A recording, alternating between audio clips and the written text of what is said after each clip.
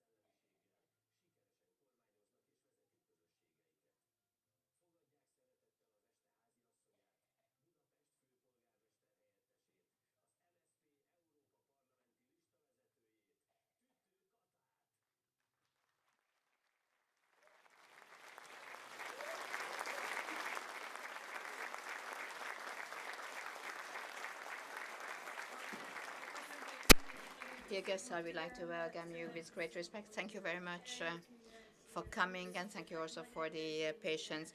Welcome to the great event of the European Socialists for a Better Life, the power of and the strength of employees. This is what we would like to talk about the future of the Hungarian and the European left. This is wonderful. It's wonderful that at the last great event of the European Socialists is going to be here in Budapest.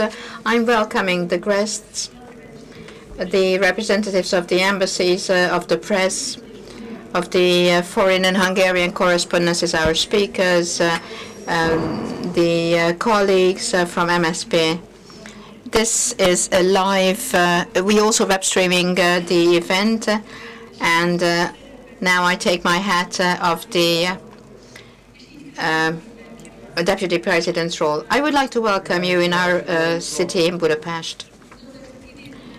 Budapest is celebrating its 150th anniversary this year, but we call it a marriage anniversary because 150 years ago the three parts, Pest, Buda and Óbuda, decided to reach longer together than alone, to become stronger together than alone. Out of the three, there are now one, and this means more and not less.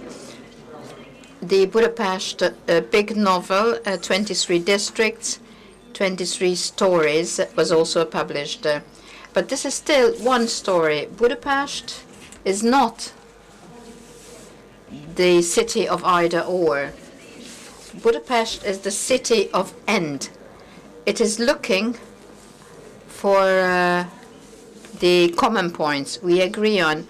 The wonderful feature of the city lies in its diversity. The 150 years was used to present the history of the city, its values and traditions to the broadest possible circles. Budapest is not looking into its past because that's where we want to go to. No, we analyze the past because we know to be able to form the future, we must know our past, understand the present, and then form the future. The question is not whether it's nation or progress, because it's nation and progress. And we only have countryside or Budapest, only with and it's not Hungary or Europe, but we only have Hungary and Europe. And as it was also said by the mayor of Budapest, Budapest is resistant and surviving. And these capacities are highly needed nowadays. Today, Budapest is considered to be a sinful town, one of the last pillars of democracy, and there are also attacks against Budapest. The government first took off the responsibilities, then our developments and investments, excluded us from the EU fund. First, it took away the Széchenyi plan and the tax revenues. Half a year before the elections, it is now rewriting and transforming the election rules. We are not silently tolerating it. We are not giving up our freedoms. As Deák Ferenc said, was what the power forbids can revive again, but what the nation, out of boldness or blindness, neglects, will never come back.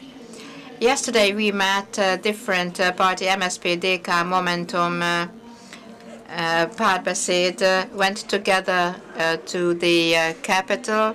We were there because we knew that we are stronger together, and we know that only together can we become strong. And those who don't understand that and those who don't feel that can ruin us all. We fight for our freedom for the municipalities because Budapest is a free city, and people living here will want back the city. And to be able to get the city back, we have to cooperate. You already heard me saying, and you will hear it saying, that the task of the opposition has not only been to run the city, but also to be able to present another type of governance, another type of city. We have shown that diverse coalition is capable of governing with responsibility in one and the same direction. Readiness to compromises is not a weakness, but a strength.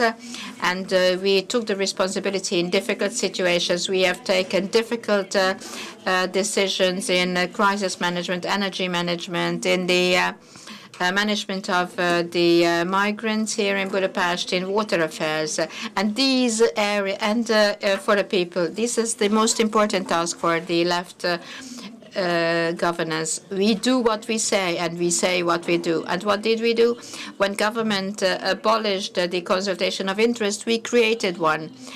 We said no to the mass dismissals in the crisis. We said no to the slave law. We made loan agreements when we had to choose between decrease of human or infrastructure investments. Then we increased the wages. And now we want to see all those safe who work in public services. They say a Chinese university. We say student city. They say stadium. We say Healthy Budapest. They say governance in crisis situation. We say climate change. They launch a mission to Chad, and we joined the mission for the climate change. We renew the underground. They renew the Ministry of Finances. We renew the Landshut. They close down the railroads, and we make it free for the age group under 14. They say we miss in Budapest a mini Dubai. We say we miss here green areas and low rental flats. They dig ditches, we build roads. They ban the EU banner, and we took it back and put it next to the Hungarian, because we do not have Europe or Hungary, but we have Europe and Hungary.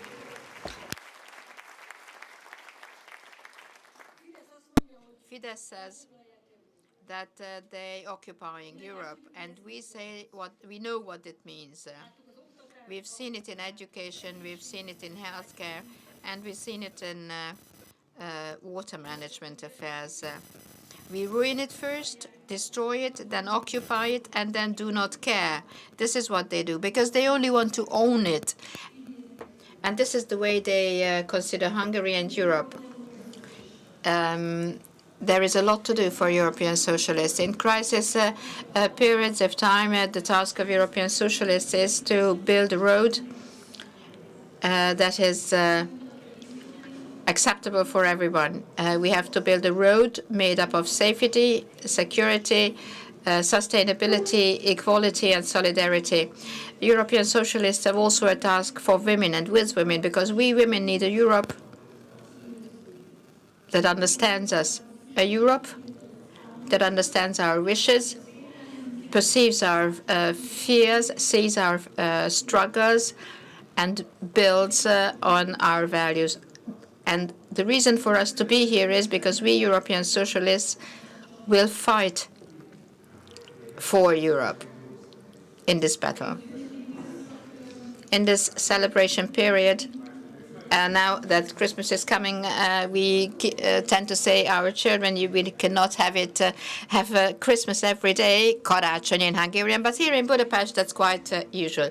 It's the 14th of December, the last day of Hanukkah, and this is where the eighth flame will lit that announces the miracle of the light overcoming darkness, knowledge overcoming fear, and love being stronger than hatred. This gives us strength in our fight. And in this fight, we're not on our own. So I would like to ask my two chairpersons, Agnes and Imre Komjáti, because we're fighting together.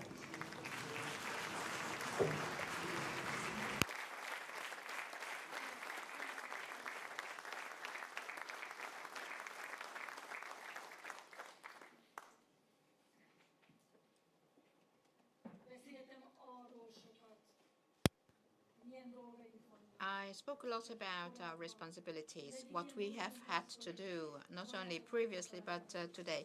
One of our tasks is to find friends for Hungary, of Hungary. Agnes, what is the role of MSP here? How do you see it? May I first of all welcome you all here, dear friends, everyone who watches us live. We have a lot to do. MSP has also had a lot to do in the past years after the change of the political system. Also with the EU, MSP was the party, our Prime Minister Gyula Horn, after the change of the political system, we should join the NATO, join the EU. And those who cannot jump on the new type of train of the modern economy will have to be supported. But after 2010, there was another change of the political system, and MSP is having another new task. There is a lot at stake. There is a lot at stake at the next EP elections. There is a lot at stake both for Hungary and we have to decide how the European Parliament will shape the events in Hungary. There is a lot that is at stake here in Hungary. The national elections and the EU elections are linked together here in Hungary. The Hungarian goal is to retain the free cities won in 2019. And also, it is a question and it is a task to retain the chances of the opposition for the election for 2026. Orbán wishes to beat the opposition. He wants to lead the new extreme right friends in the EU. And what is at stake is that Hungarians have to stop Orbán. We have to stop Orbán. The EU will not be able to do that. It doesn't have any strength and it doesn't have any possibility to do so. Since 2010, the great lesson was that the EU will not save us. We Hungarians have to save ourselves. We have to de-Orbanize the EU. This is what we have to accept. And this is we have to be able to master. It's an immense task, and MSP already told it the whole country. We notified the other parties in the opposition position. We were the ones who asked them not to quarrel with each other, not to be against each other, but to come together. But in an authoritarian system like we have, it is only a broad and comprehensive coming together and solidarity to overcome Orban.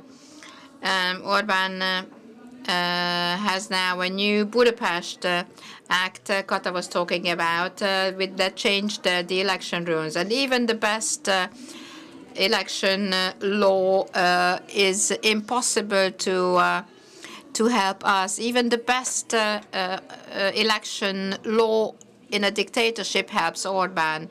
This is what why we asked all opposition parties to negotiate. Kata, you mentioned it already. The election law has changed for Budapest. Indeed, this was the proposal of Mi Hazánk, the ultra-right party in Hungary, and Orban accepted it. It is becoming more and more visible that Orban and the extreme right is getting righter and righter. And unfortunately, in Europe, the central parties very often cooperate with the ultra-right. Orban is not hiding his ambition to become a leading personality in Europe, and as he calls himself, all type of Christian Democrats need to cooperate with the extreme right to be able to defeat the left liberal world in Hungary and in Europe. This is an immense danger. What we see everywhere in Europe is coalition governance in Germany. Socialists in coalition, Socialist Sanchez in coalition with others in Spain.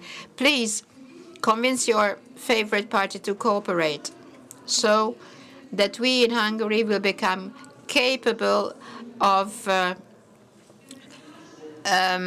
pushing Orban to the margins. No one else will do that instead of us. What I'm asking you for is you all to see this other way for Hungary. If you don't want to, if opposition parties don't cooperate, then they have the chance to vote for MSP, for us, and the EP list of the MSP, because we want to defeat Orban and not each other. Thank you very much. And finally, when Orban attacks Hungarian opposition from three different sides, when with the help of the Hungarian Court of Audit decides about a very severe several millions of sanctions, then new authorities are set up. The so-called and the so-called Sovereignty Act is approved, is something when opposition parties do not have to dream about defeating Orban just by themselves. Whenever they say that, first of all, we have to clear the part of opposition, the side of opposition, and only then to deal with Orban. That is impossible. Just look at the Polish example. We need to learn from the Polish example.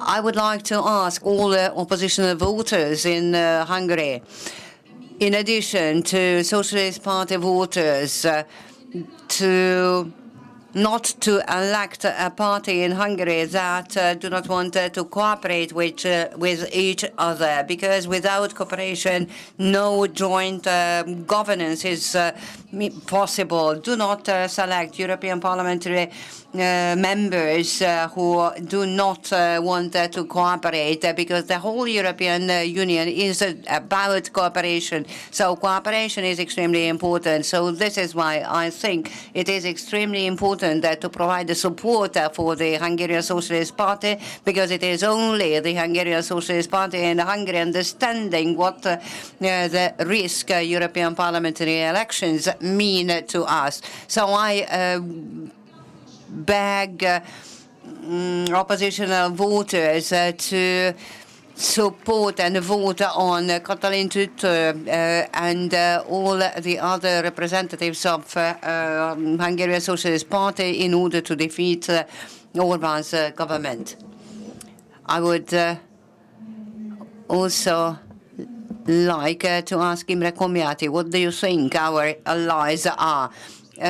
Probably it will not be surprising if I say that, first of all, it is trade unions to be our partners.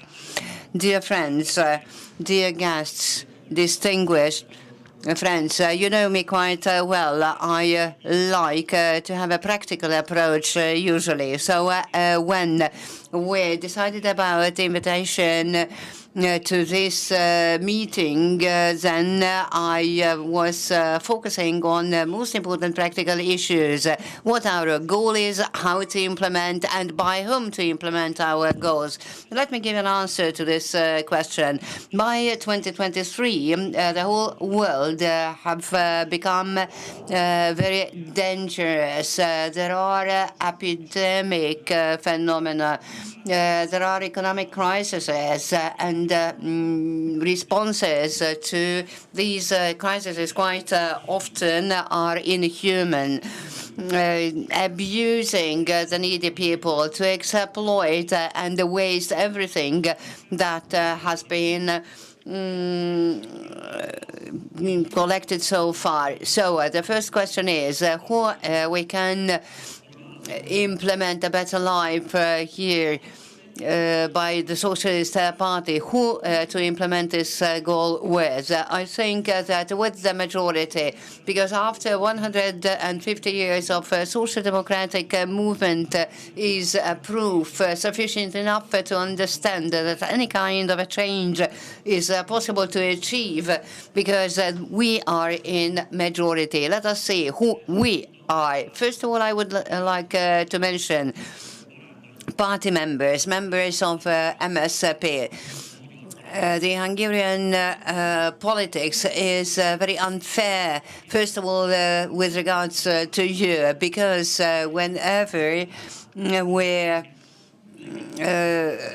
are attacked by the governmental coalition, then there are other opposition parties also attacking us. It is unfair what Agnes Kunhalmi, as a party leader and as a woman, gets from others, even including opposition parties.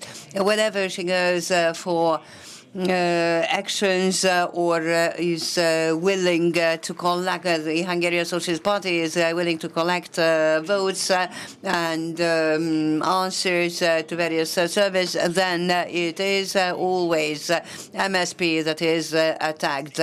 But anyway, I need to say that it is us to be in a majority. A better life can only be achieved together, even together with certain wings of Fidesz. I don't care if it is this whole process is led by the Hungarian Socialist Democratic parties. Let us teach the others. Let everyone position him or herself on the left, because either there will be an Orbán-led government or a socialist government.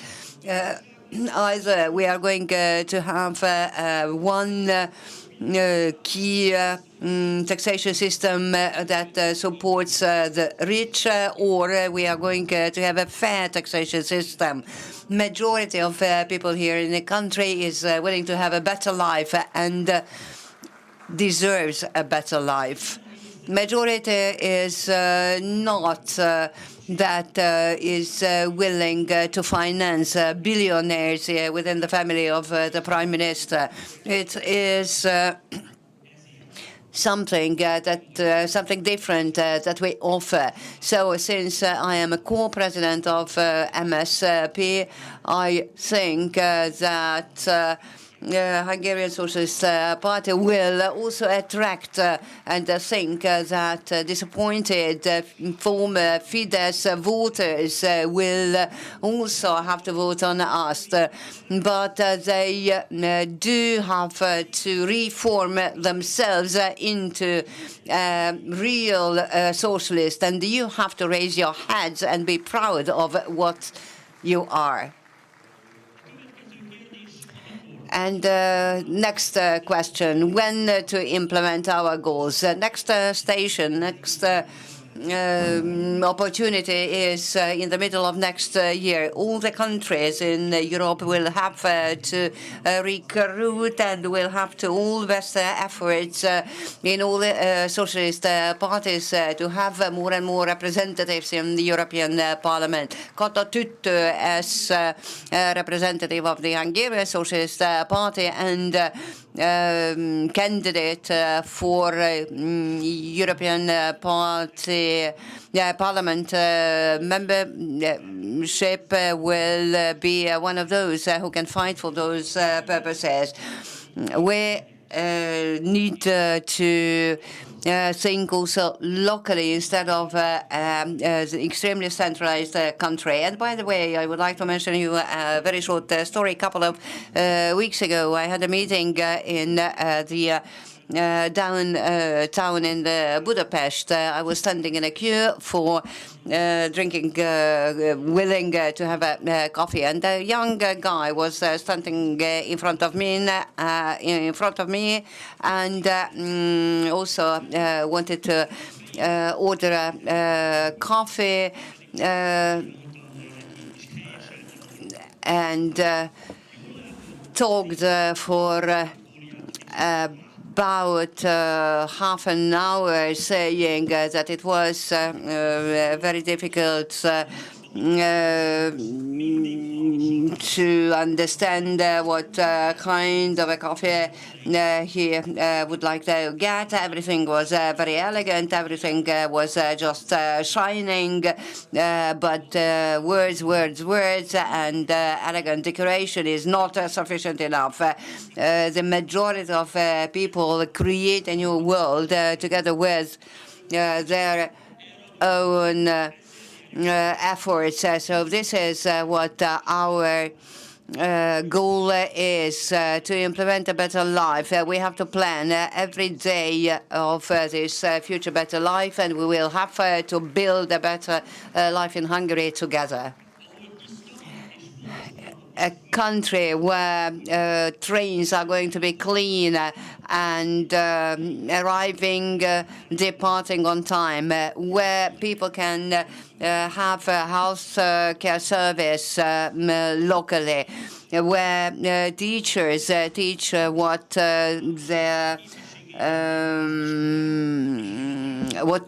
can teach. So people have to learn without depending on financial opportunities. So, dear friends, we have to say that this is a socialist offer. Socialist offer will be very proud to say that what we need is an excellent Sunday lunch, and we need to provide an opportunity for everyone in order to have an opportunity to spend holiday nearby Balaton Lake.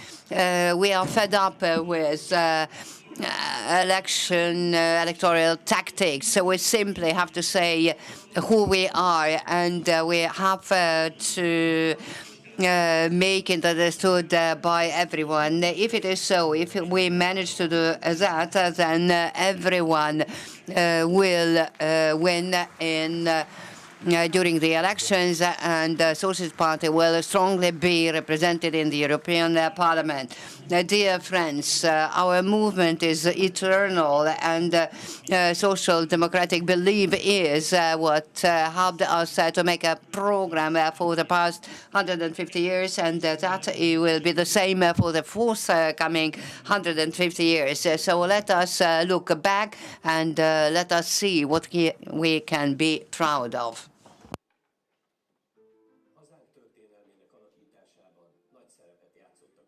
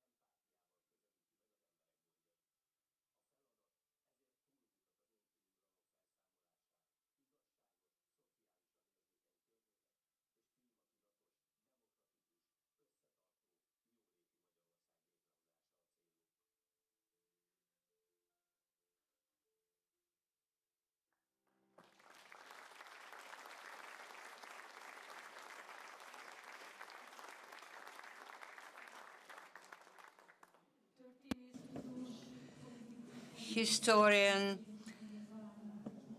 scientist, and politician. I think you all understand who I'm going to invite to the scene, István Hiller.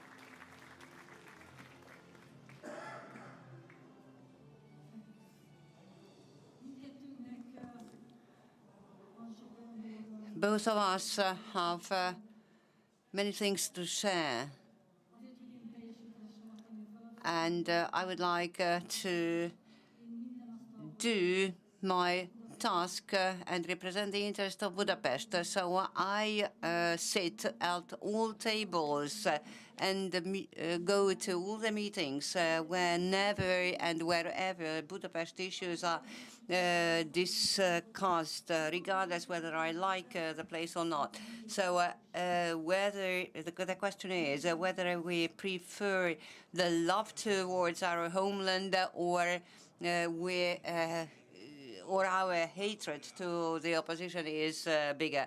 Thank you very much saying this, because in my office it is Ferenc Deák's portrait that is hanging on the wall, because this was a person, a politician, who said it is much more difficult to find real friends than to develop enemies. If to translate it to current circumstances, yes, obviously, to negate anything is much easier than to prove something. It is much easier to push away needy people than to give them to eat. So this is the moment where I would like to welcome Gábor Iványi, and thank you very much for accepting our invitation. I would like, in addition to Gábor Iványi, to welcome all of those who we founded the Hungarian Socialist Party together. And I would like to welcome the youngest members of MSP, the new generation of our party of social democracy. So it is much easier to make a division than to work together. It's easier to create an enemy than to collect or find friends. It is very easy to describe history that there are some who are good, some who are bad. There are urban people and rural people. There are Kuruczes and Labances. It is much easier to divide a country, Hungary, than to create an alliance. But this is the task, what we would like to implement within the Hungarian Socialist Party, because we say that the politics that is run by the government currently in Parliament creates division and quarrel within the society, within families, within the communities. I do not want to have a country whenever families decide before Sunday lunch not to talk about politics, because otherwise half of the family would leave the table. I would like to have a peaceful lunch within all the families. It was our party to suggest to join the NATO, and it was Hungarian Socialist Party's Prime Minister who signed accession to the European Union. So it is absolutely clear to us that Hungary's and Europe's future is a common future. We are proud Hungarian socialists and we are proud European socialists, and we do not want those two things to be divided. So when a new community was developed in Europe, we had to work, not forgetting about that purpose. So just like you, we will have to work on having and providing a future that is based on alliance of all the people, and we have to again act against all those who would like to leave communities. So we think that the most important is not to contradict, but to agree, to run negotiations, to take part in talks, to have our. We are a party that has its own arguments, that is capable to defend European values in Europe, and we know what we have to do within Hungary. So we want Qatar, you to implement that as a future member of the European Parliament, because we want you to be a member of the European Parliament. And dear friends, one more thing, and I would like to mention it to you and in public, that it is not right that whoever is our ally is not our friend, and whoever is our friend is not our ally. As a historian and as a Hungarian politician, as a person living in Central Europe, I would say that this is not acceptable. We have to make an order. To create an order. We are faithful allies and good friends.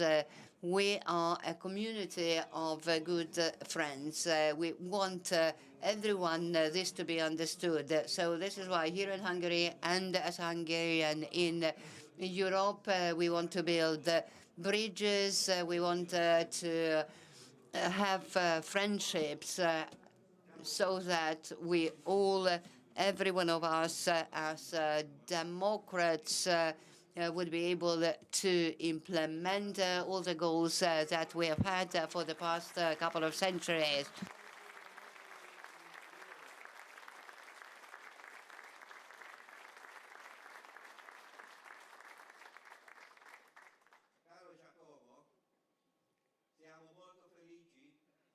Dear Giacomo,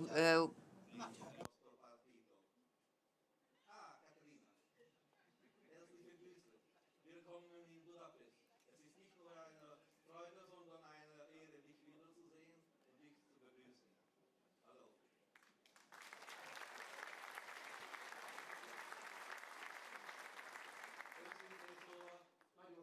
To be frank, we worked a lot so that they come in when I am on stage. So we want, together with them and with you, recreate the unity of Hungary and Europe. The unity of Hungary that is loyal, committed, and a critical member of the EU. This is our goal. This should be the goal of the Hungarian Social Democrats. Thank you.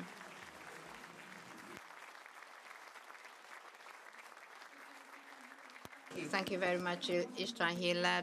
And I ask now Gábor Harangozó to take over the moderator's post.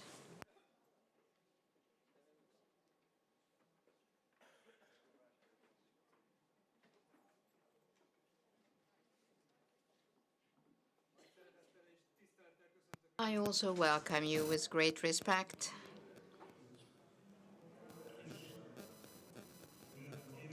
And may I just ask you to wait while my colleagues come to the stage. I welcome you with great respect. Indeed, it is a great celebration today because we can talk about our most important task, about what we have to do to have better life, make better life for people here. And I can do that together with people who I can say is an immense honor for me to stand with on the same stage. Adi Endre said in his poet the following: "This is not a world that was made for people who look to the past, and there is the best person is brave, and there's one better who's braver." And we should not be afraid of becoming the fire maker. I would like to welcome the models of the welfare state, the brave ones, the fire makers of the dark Hungary today, of Hungary in darkness today. Good public services should be in welfare state, and the servants and those who serve the country should be highly esteemed. We have here somebody on stage who's been for decades fighting for our compatriots, Boros Péterné.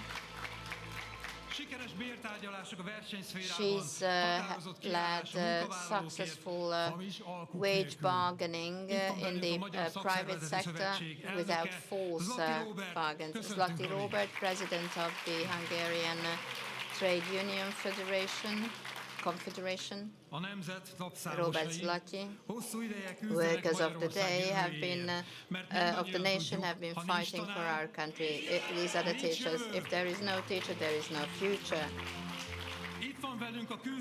We have here one of the emblematic persons, Erzsébet Nagy, board member of the Teachers Union. We all know that we need change. And there are others here among us who can be models for fight. Perlaki Borsos Noel representing the United Students Front.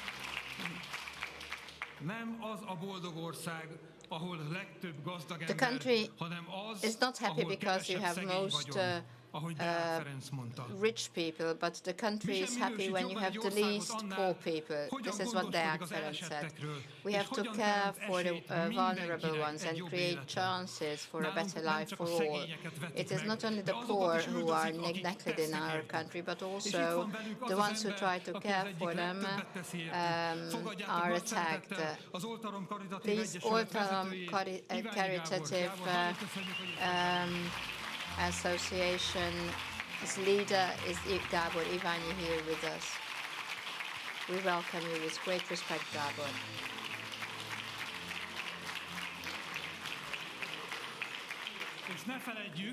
Don't forget, we have all those here who agree and support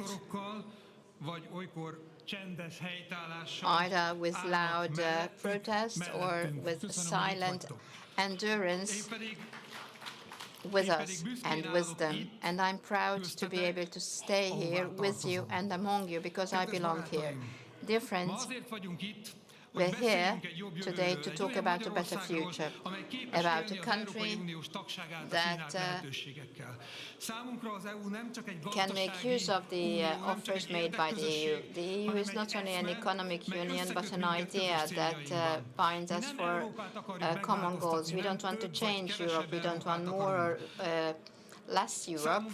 What we want is to have better life for Hungarians. We want Hungarians live in dignity in a better life. The question is, will there be Europe here in Hungary or something else? Unfortunately, we know that we are taking greater and greater distance from Europe. Cutting workers' rights, low wages, crisis of health and education are unacceptable, and we do not accept a future where Hungarian employees are less worse than other Europeans. We demand a major wage increase. For the same work, Hungarian workers should get the same pay as Western Europeans' colleagues do, because you have the right. We want well-functioning education and health because you have the right for that. But to be able to achieve that, we need strong unions. You are in a difficult situation, but we are in maximum solidarity with you because you have a very important role in creating a welfare Hungary. It is unacceptable that many many workers in Hungary become ill by having to work so much and being hit by terrible diseases before they reach the pension age limit, or if they reach the pension age limit, the pension they get cannot make them is not enough for a decent living. This is something we can never accept. The workers who have to work at for different employers to be able to care for the family and is not able to pay all the bills will become ill and will not be able to build a flourishing country. We want change, and we do not want simply the economy making better. We want change that will mean an improvement in the well-being of our people. We do not want to be an assembly economy, but we want to become a real welfare country. This is not only a political goal, but also a moral obligation. We work for a better Hungary everywhere, in parliament, in the streets, and in different fora. And we have strong alliances here in this work. Thank you very much for being here on this road. Together we can create this welfare state that will serve all Hungarians. You have the right for that. You are not less than other citizens in the European Union. I started off by a quotation. Let me also finish off by another one. We have here a lot to do. This is where we have our dreams. Thank you.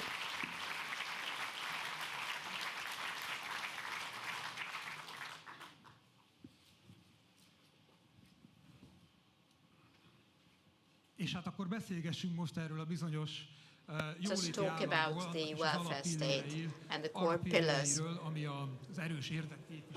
Strong representation on interest and creating good chances. Gábor. We have full respect to the immense work you do for poor people. A great job. And according to the Bible, it is not only food you give the people, but also create chances. You run kindergartens, nurseries. Can you tell us something about the situation of poor people? Is there a solidarity in Hungary with them? A couple of years ago, there was a rather stigmatizing law against the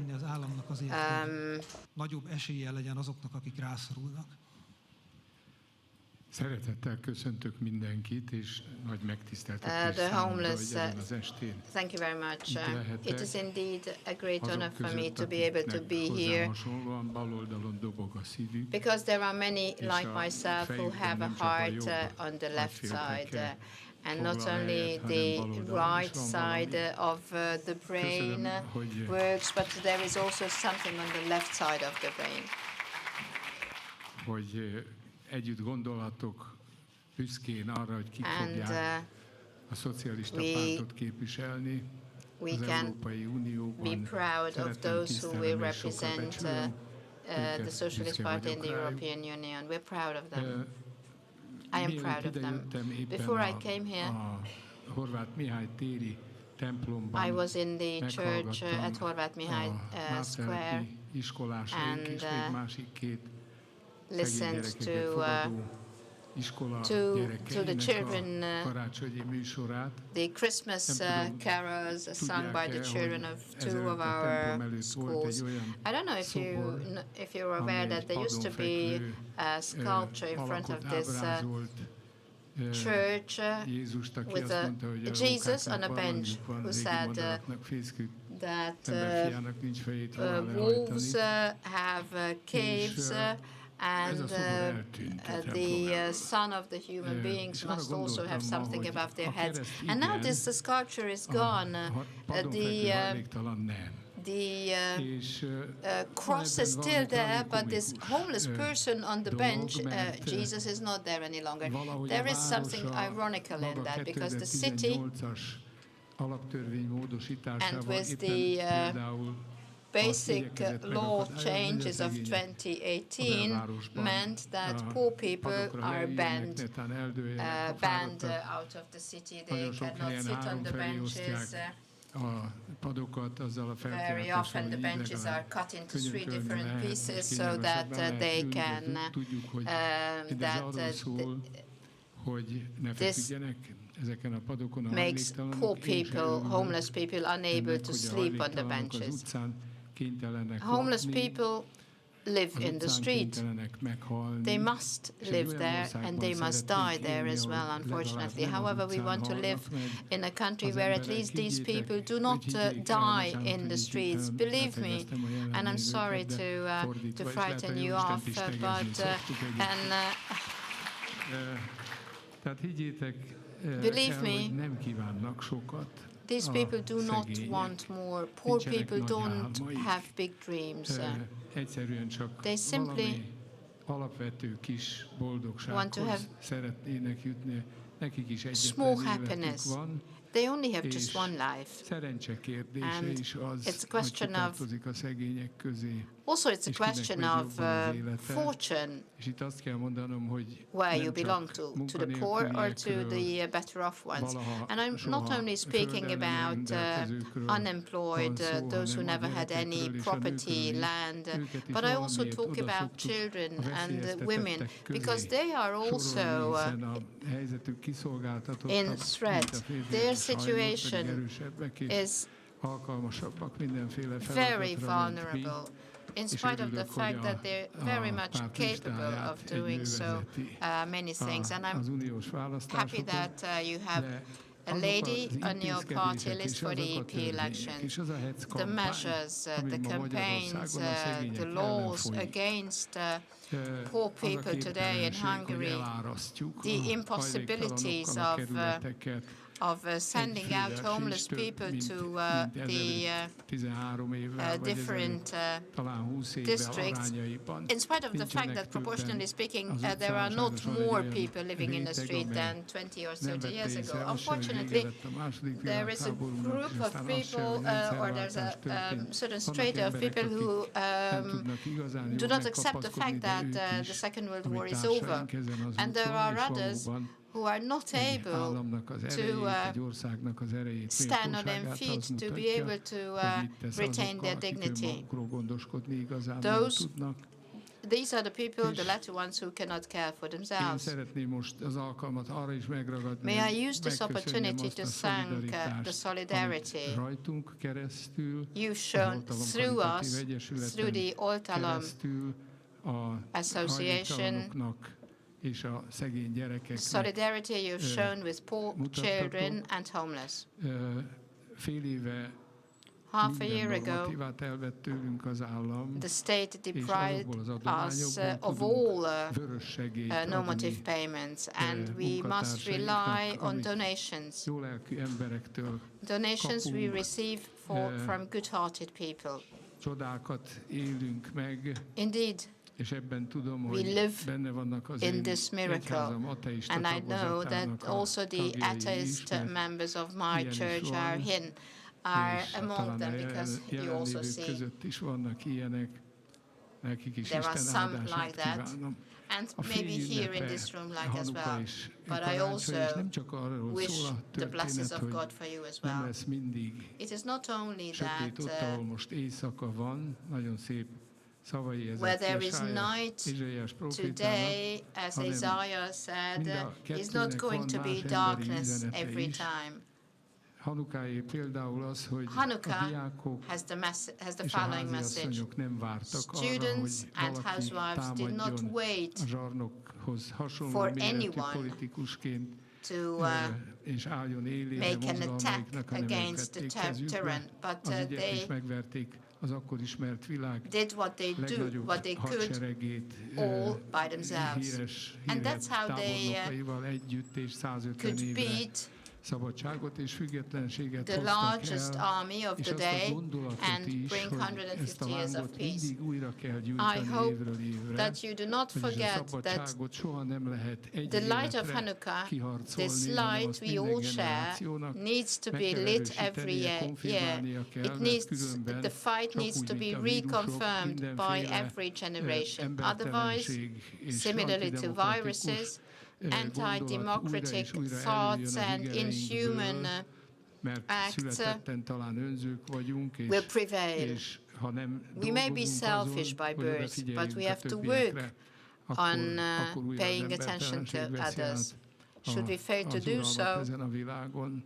the world will És a become másik inhuman. ünnep, karácsony ünnepe egy Christmas is kis coming. fiúról szól, aki Christmas is about a little boy. We do not know who the father is of this little boy, but God is willing to to become the father for every child, where we do not know who the real father is.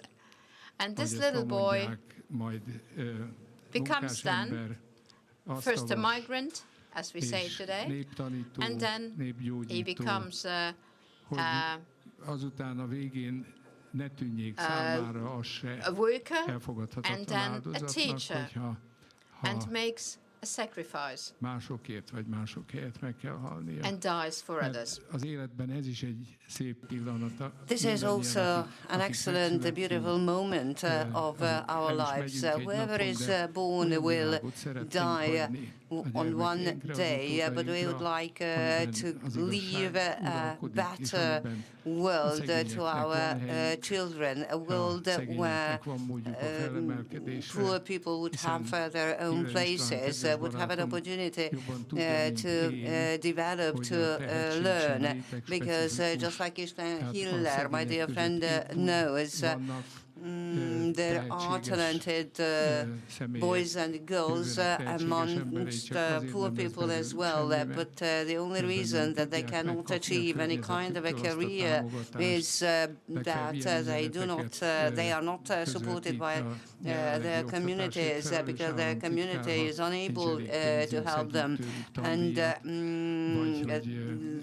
they have to suffer from statements like one of our state secretary said, that if they cannot learn, study, then let us collect a tutor fee from them, and then probably we can give them an opportunity to learn. So I am glad to be in a circle that knows how important those thoughts are.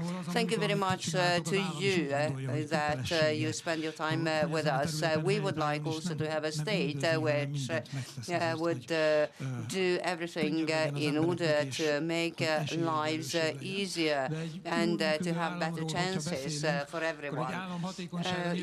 Talking about a new state or a better state, obviously we should know that a state could be better if the state administration is also functioning better. I would like now to ask Mrs. Boros, what do you think? How the state functions these days? We know that there are lots of state secretaries, lots of deputy state secretaries. They have excellent income and so on. But what about those working for the public administration but not being leaders? What do you think? How it would be possible to make a state administration better? Thank you very much, Gabor, for your question. Thank you to have an opportunity to be here with you. I would be happy to mention a quotation here. I do hope you will understand why I'm citing this sentence. Those who would like to earn, to work today can have at least 500,000 forints of income. This is what State Secretary said, who is winning lots of public tenders. So it is a statement that is absolutely false. It is not true, not even within the public administration. The average income wage in Hungary amounted to 370,000, and median wage is even lower. So our problem is that if to compare, to take into consideration the very high inflation rate, very high price rise as far as food stuff is concerned, then it is very difficult to make a living. Even in public administration, there are certain positions where people do not earn more than 280,000 Hungarian forints. So when we are talking about public health, public education, public administration, then we need to understand that all those areas suffer from depriving financial sources. This is what has been happening for the past couple of years. Obviously, this causes enormous problems to our colleagues, not to mention the fact that also the quality of public services is continuously worsening. I think we really need to make changes as far as this situation is concerned. We have to work together on changing this. Obviously, all trade unions and all social groups, communities, whoever can make a change should work together. And one or two more thoughts. We try to have a cooperation with civic organizations, NGOs, for example, with representatives of the Unified Students Front.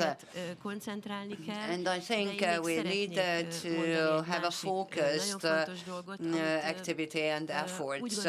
Let me mention one more thing that I think is very important. The European Union has given to us two very important means. Two directives have been approved by the European Union about the wages. Wage gaps were regulated, which also provides us a very important opportunity. I also have to underline the importance of the European minimum wage directive, and that is an important issue for Hungarian trade unions as well. So I am glad that I can take part in an event where this can be mentioned and where I can say how important to all Hungarian employees is that Hungary is a member of the European Union. Yes, we would like to work together with the EU also in order to have a strong union organization, because we also understand that wherever trade unions are oppressed, then quality of life is worsening. We also understand from Hungarian government's attitude that the government would like to oppress trade unions, would not like to respect rules on minimum wages. They represent quite clearly the interest of large-scale capital, as a result of which many people leave Hungary in order to have better wages. So I would like to ask Zoltán, you a question. Why do you think Hungarian wages cannot catch up with the European average? Can you tell us positive examples what it would be possible to do from European side, from central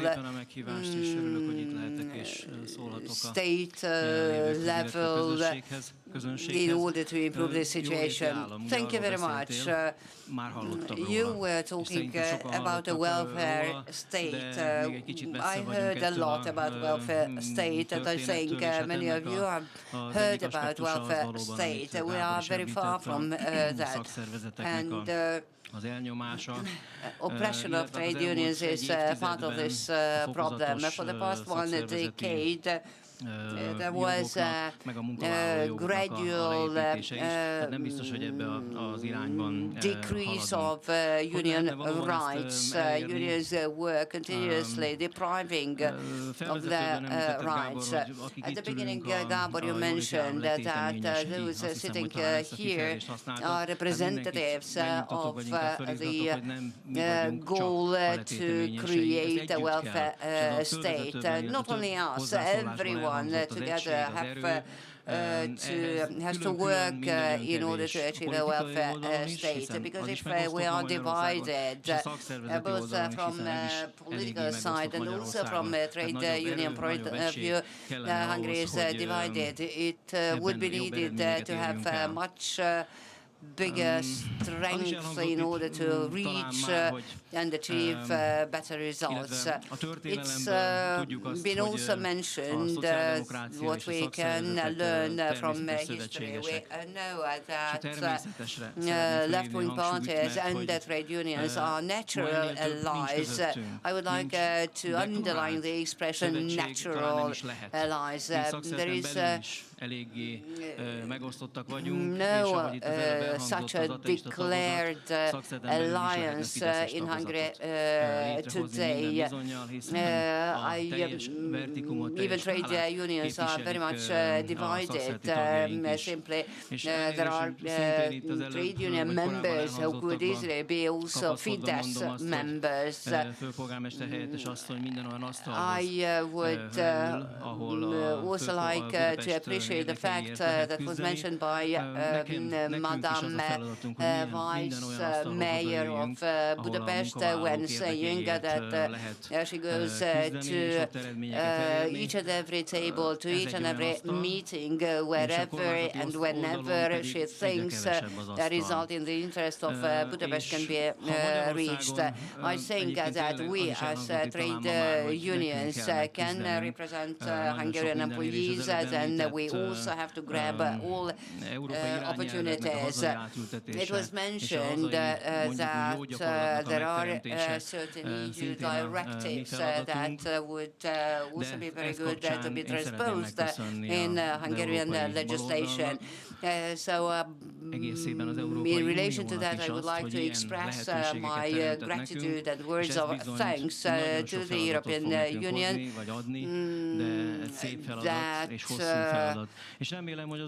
has created such a nice and interesting task to ask, because transposition of those directives will be our task.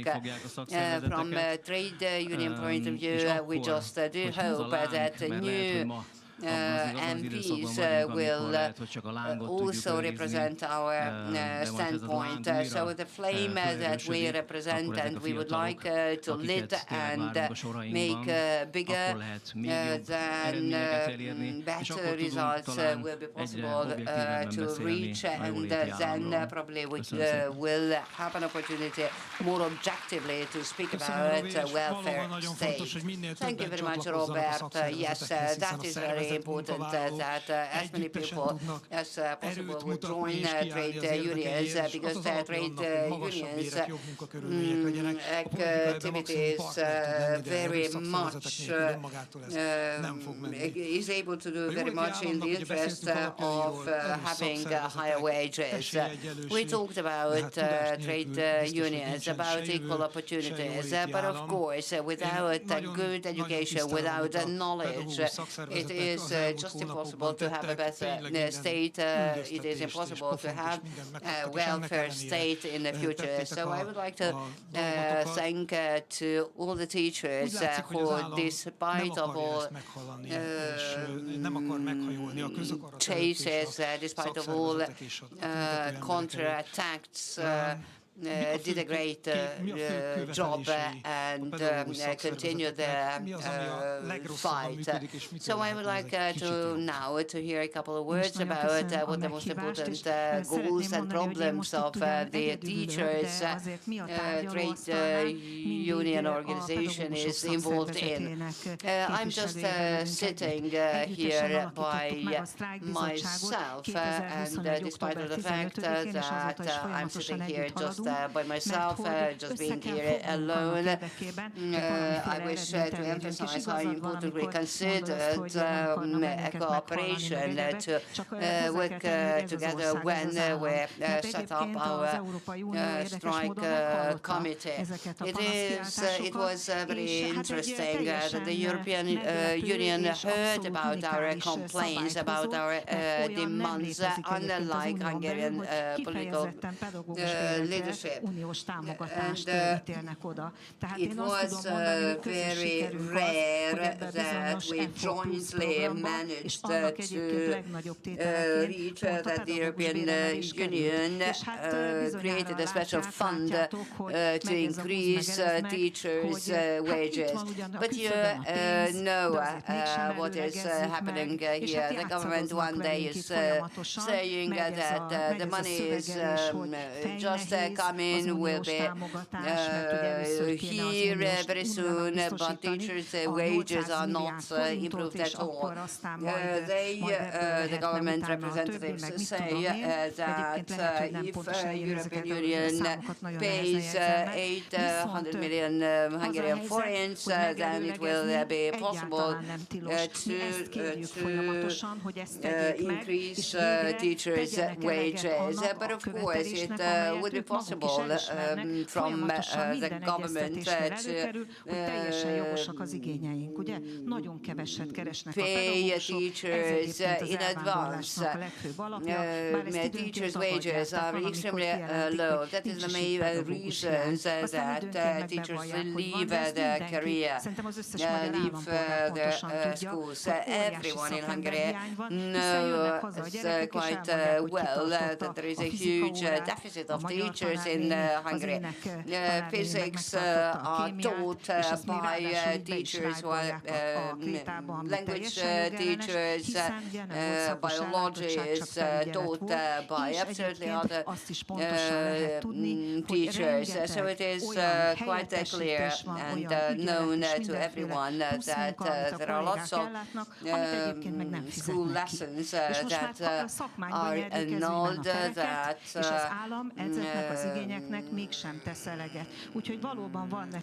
are very difficult to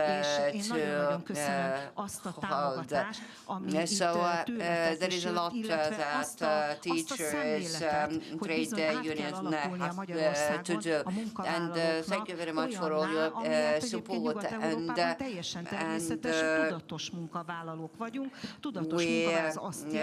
I would like to emphasize that all workers, employees in Hungary should be much more conscious that they consciously should understand, people consciously should understand that when starting a job, then people should join a trade union so that there were communities that would represent their interest. Trade unions are built from bottom up. I fully agree with Robert.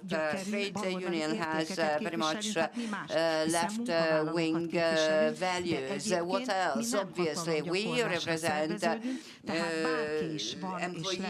We represent people who work. So whoever will be in power, we always will be sitting on the other side of the table. But we needed to have a cooperation either cooperation or need to represent their interests against certain central powers. István Hiller mentioned that teachers were demonstrating against socialist government as well. Obviously, yes. If we had a complaint, then we demonstrated. But those days when having the Socialist Party in power, then the attitude of the political leadership was absolutely different. We were not suffering from very bad remarks. And Erzsébet, you have not mentioned the alliance of actions that trade unions are members also, and which is an organization they would like to create the widest possible cooperation. So we will have to work very hard within that organization as well. Thank you very much for listening to me. Nem elég azért csak összefogni, hanem not enough to come together, but bátorságra, indeed we must be brave, we must have endurance, and also the revolutionary endeavors. Azt hiszem, hogy az spirit. Megmutattátok, hogy hogyan kell forradalmi hevülettel kiállni egy ügyért, és fáradhatatlanul küzdeni, és nem feladni, és újra kitalálni, és megint menni, és megint csinálni. Tényleg minden tiszteletem azért, amit csináltatok. És rátok gondolok erre a fiatal mozgalomra, amit csináltok, nekem egy Betonhoffi dal jut róla eszembe, amiből idéznék 3 sort, ami úgy szól, hogy senki útjában ne álljon törvény, amit hatalom kedvére hoznak, én a gonoszok közül üvöltök, ne legyen nyoma majd végül a rossznak, lehessen okon felüvölteni, lehessen jutalma végül a kosznak. Noel, hogy látod? Van-e értelme még üvölteni? Hogy látod, mi a baj ezzel a rendszerrel? We should cry out for certain things, but only if there is a reward for it. Of course, we have good reason to shout. That's true. De azt mindenekelőtt szeretném elmondani, hogy nekem nagyon nehéz szólni ilyen sokat tett és ilyen nagy érdemű emberek után. Ide a 400, több mint 400 fős szervezetünkből bárkit be lehetne ültetni, és ugyanannyira megérdemelni ez a médiának meg a politikának a szokása, hogy egy embereket kiemel, ez szerintem alapvetően nem jó. Nekünk van egy pinpoint one person, and in my view this is not good. Felépítettünk az elmúlt több mint egy év során egy nagyságrendileg 400 fős diák érdekképviselet és oktatási mozgalmat. Rendeztünk több 10 000 fős tüntetéseket, több mint 115 000 aláírást, szavazatot gyűjtöttünk össze Magyarország első alternatív népszavazásán. Signatures for the first alternative konkrét közpolitikai változás nélkül maradtak. Sokszor kérdezik meg tőlünk, hogy akkor mi volt ennek egyáltalán az eredménye. Nem értünk el gyakorlatilag semmit, és szerintem ez nagyon-nagyon nem igaz. Az eredmény szó a mostani társadalomban egy 13 éves autokráciában nagyon máshogy értelmezendő, mint alapvetően. Szerintem a közösség, amit létrehoztunk ezeknek a tüntetéseknek és ezeknek az akcióknak a kapcsán, sokkal többet ér, mint bármilyen törvény, ami születhet. Szerintem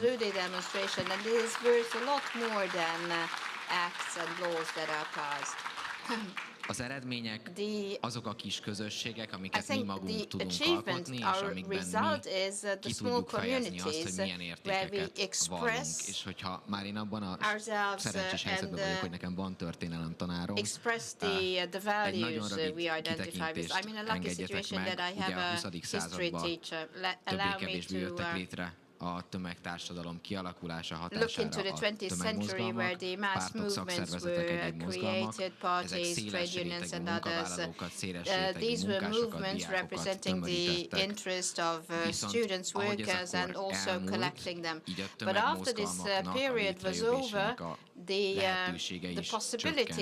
Azzal, hogy az individualizmus erősödött, azzal, hogy az életszínvonal emelkedett, azzal, hogy ezek a nagy tömbrétegek sokkal széjjelen estek, a tömegmozgalmak már nem lehetségesek ugyanannyira, under the current conditions, it's impossible to organize mass movements in the same way as we did in the 20th century. This is something we must realize when we want to move forward. If the communities are scattered, then we must concentrate on the small communities and not trying to create something that is impossible or is not existent. We must care for these small communities and actively support the members. And I think the progressives have here something to do. Populists are much better here in Hungary, in this area. And the reason for that is because populism a valós félelmeket, a kisközösségekből érzékelt félelmeket erősítik fel, és fordítják el egy nagyon rossz irányba. Fears of the small communities and divert into a very bad direction. And the small communities do not see any alternative. And that's where we can do something. In a small community, we must be able to show that equal opportunities is a benefit for all. We must be able to present that equality is not grey, but is diverse. It is a happy living together of differences. And this is something you cannot convey from above. This is only the small communities that have to bear. In our micro surroundings, we can explain what equal opportunities is, what green is, what the impact of overconsumption has, why we are the most alcoholistic country in Europe. For mental illnesses, alcohol is not solution. Mass sport is not the solution for an obese society. But the only chance to show that is the micro community. This means we must do that on that level, and it's a long work of construction. We must organize it. The secondary school teachers must do it for their own, workers for themselves, young workers for themselves, civil servants for themselves. So there is. We do not have this big one organizing force that would unite everyone who does not agree with Viktor Orbán. This is something we must work. This is something we must achieve, because without that long construction work, there is not going to be any fruit, there is not going to be any community, there is not going to be any change. Noel, nagyon szépen köszönöm. Nagyon szépen köszönöm mindannyiótoknak, hogy itt vagytok ma velünk. Azt hiszem, az a mi dolgunk, hogy ezeket a kis közösségeket összehozzuk. Egy picit most is ezt tettük, nem is olyan kis közösségeket, mert egész nagy közösségeket is képviseltek ti. És az a meggyőződésem, hogyha mi ezeket a közösségeket össze tudjuk kötni, akkor meg fogjuk tudni teremteni azt az áhított jóléti államot, ahol esélyegyenlőség van, szabadság van, és méltóságban élhetnek az emberek. Köszönöm szépen, hogy itt voltatok, ezzel véget ért ez a mostani panelbeszélgetés. Table discussion. És amíg a kollégák lemennek a színpadról, addig én elmondanám, hogy szeretett volna csatlakozni ez a mai beszélgetéshez az Európai Szakszervezeti Szövetségnek az elnöke Eszter Lincs is, de végül nem tudott eljönni, aki viszont egy videó üzenetben fogja üdvözölni a rendezvényt, ő fog hamarosan, ha innen lemegy következni, és Eszter videó üzenete után pedig Gurmai Zita fog következni, a Pest nőtagozatának az elnöke és az MSZP frakcióvezető helyettese, illetve ő fog beszélgetni az európai szocialista párti vendégeinkkel. Én köszönöm szépen nektek még egyszer a figyelmet, we will have in the end the celebration. Thank you very much for your presence. We're starting with the video. Dear friends in Hungary, congratulations on putting European socialists for a better life at the heart of your conference. Thank you for welcoming trade unions. Thank you for listening to trade unions. Thank you for working with trade unions. And we know more than ever we're going to have to work together in 2024. We've adopted our manifesto. It's a manifesto for a fair deal for working people. It deals with everything from equality, quality jobs, a green transition. How can we make sure that workers, their families and communities have hope for the future? And we know how, because we've done it in the past. We've done it by working together, identifying priorities, working to deliver them. So have a great conference. I look forward to hearing the outcomes, and I look forward to us winning together a better deal for working people.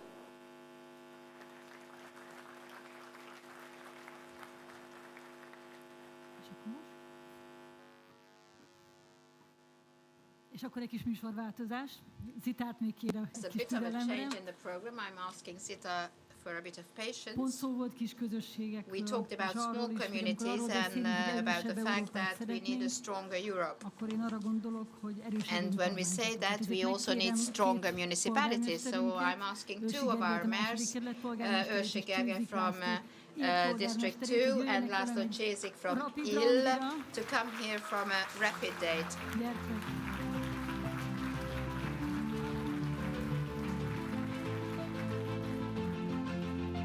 Ketten vendégeim voltatok a podcastemben, a Katapultban. Ez egy hosszabb beszélgetés volt, ez egy rövidebb lesz.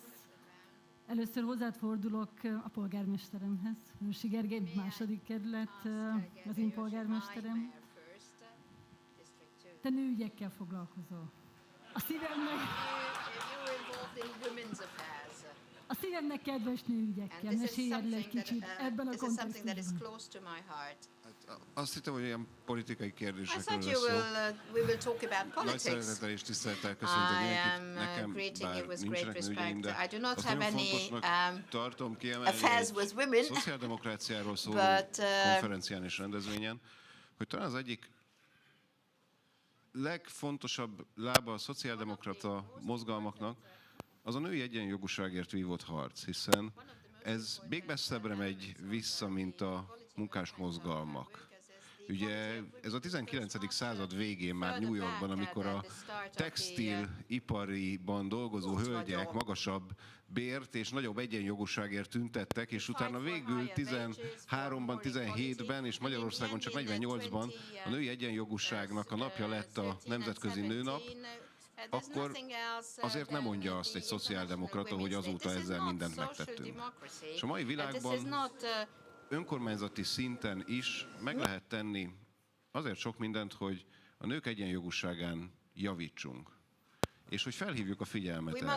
Nem kell ehhez sok és nagy dolog. Elég, hogyha kimondjuk azt, hogy a saját önkormányzatunkban mekkora a bérkülönbség férfi és női vezetők között. What a wage difference is in our own municipality between the salary of a man and of a woman. And this has to be said. And then you recognize the problem as well. Social democracy and the gender equality in the life of a district in Budapest. Two figures. The share of public squares and streets named after men and after women is 90 to 10%, 90 bearing the name of men and 10 of a woman. If you deduct from the 10% the simple female names, then it's 2 to 3%. On March the 8th, we ask the districts and the smaller communities to make proposals to rename squares or streets after real historic pictures. And there are two names that are often mentioned, Otília Solt, sociologist, and Karik Sára. I think we know her. We all know her because she worked in the Swedish Red Cross Children's Department, and when the Communist Party organized the elections, she protested again and she was interned. But then she worked a lot for creating Hungarian social democracy. And this is why we have to be involved in women's affairs. We have a responsibility at the local, at the national and the European level for that. That's why I would be happy if Kata and Zita represented these values in the European Parliament. Csőzik László, Budapesttel összenőtt Érd polgármestere. Mayor of Érd was also guest in my podcast. Now I would like to ask a question from you whether the EU money is coming to Hungary. Is it a problem for you that the money has not, finances have not yet arrived? Well, I am not saying that Érd is 24th district of Budapest, but it is the largest city in Pest County, having roughly about 80,000 inhabitants. Whoever knows Érd understands that majority of streets are lacking asphalt surface. By the way, speaking about women, in our city there are lots of streets who wear women's names, maybe not very famous women's names, but anyway. Speaking about EU finances, we wait for those finances very much. First of all, I would like to mention that we have adopted a plan for city development, but the total amount of this financial source that we won as a result of a tender amounts to 4.5 billion, which is a huge amount of money, but much less than other Fidesz regulated or governed cities, villages receive. In majority of cases, people in Érd, inhabitants in Érd would say to spend money on improving the road network. We do hope that against this tender, we will be able to improve road structure of Érd. Érd used to be outskirts of Budapest, and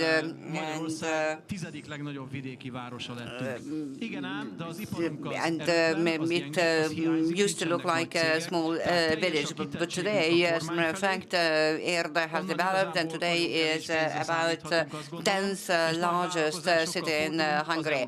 But without having finances, which we do not receive from the current Hungarian government, we lack money for investments and for developments. So this is why the EU finances would be very important to us. We have several projects. We would like to renew our market. We'd like to renew the main street, and also we would like to develop the elderly house. So I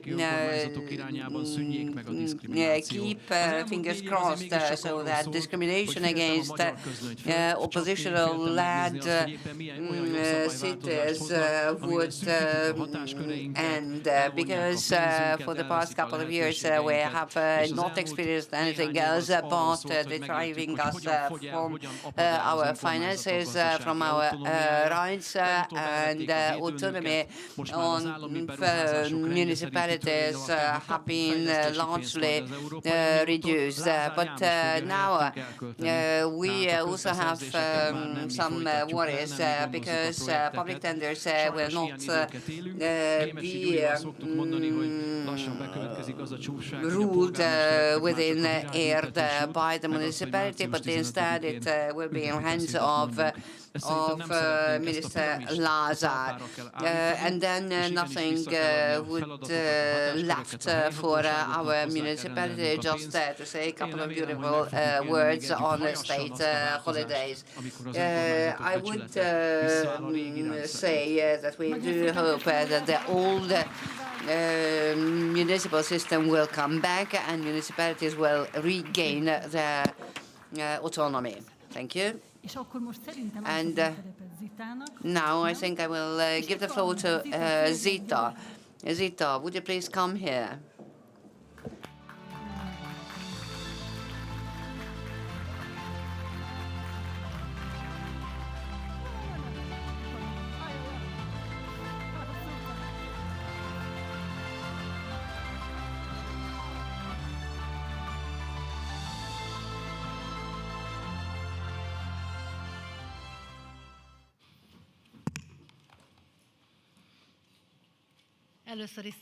First of all, I would like to invite to the stage our guests from abroad. Let me mention them one by one. Francisco Andre.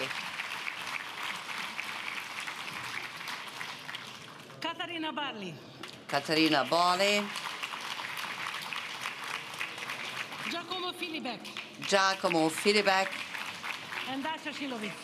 And Dasha Silovic. While waiting for them, I would like to say good evening to all of you. It is a great honor to me that we have distinguished guests here.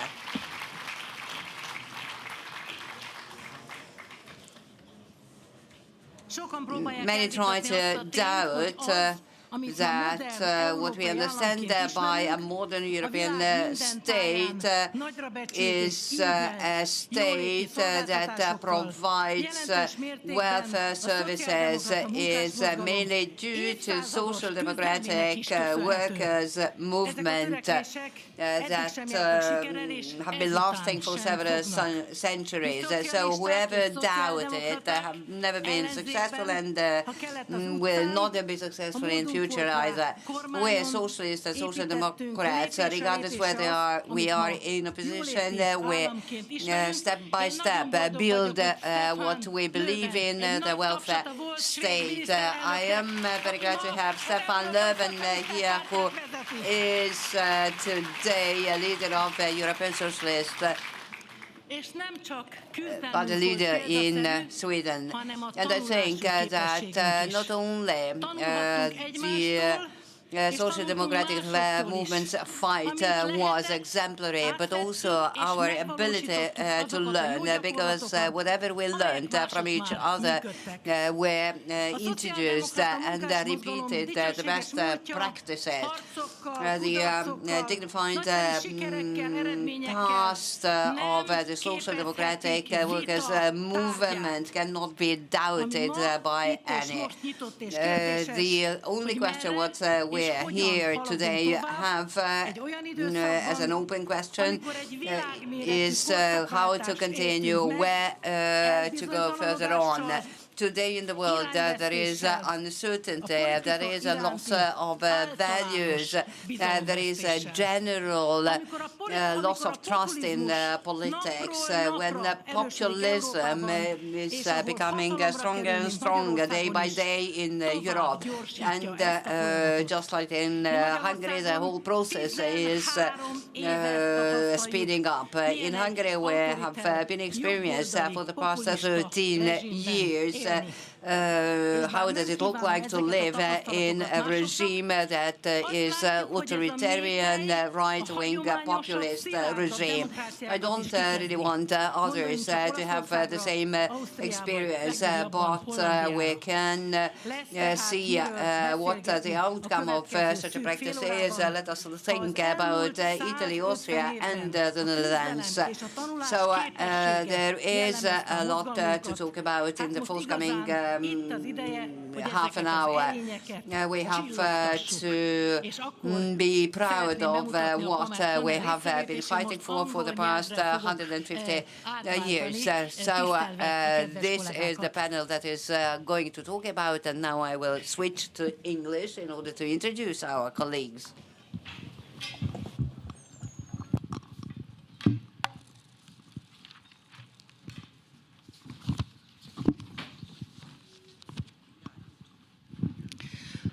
So the first question is to my great, I would say, brother, Francisco André, who came from Portugal, who is doing a great job as State Secretary.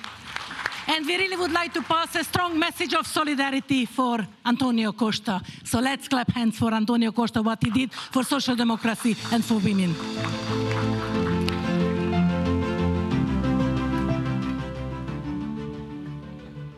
In Europe, and that's the question to you, the state needs to ensure citizens' social rights are protected, but this has not been the case. Dear Francisco, could you explain to us how the welfare state was created? What role did social democrats play? So we start with you. Well, good evening to all. Thank you, Zita, for the question.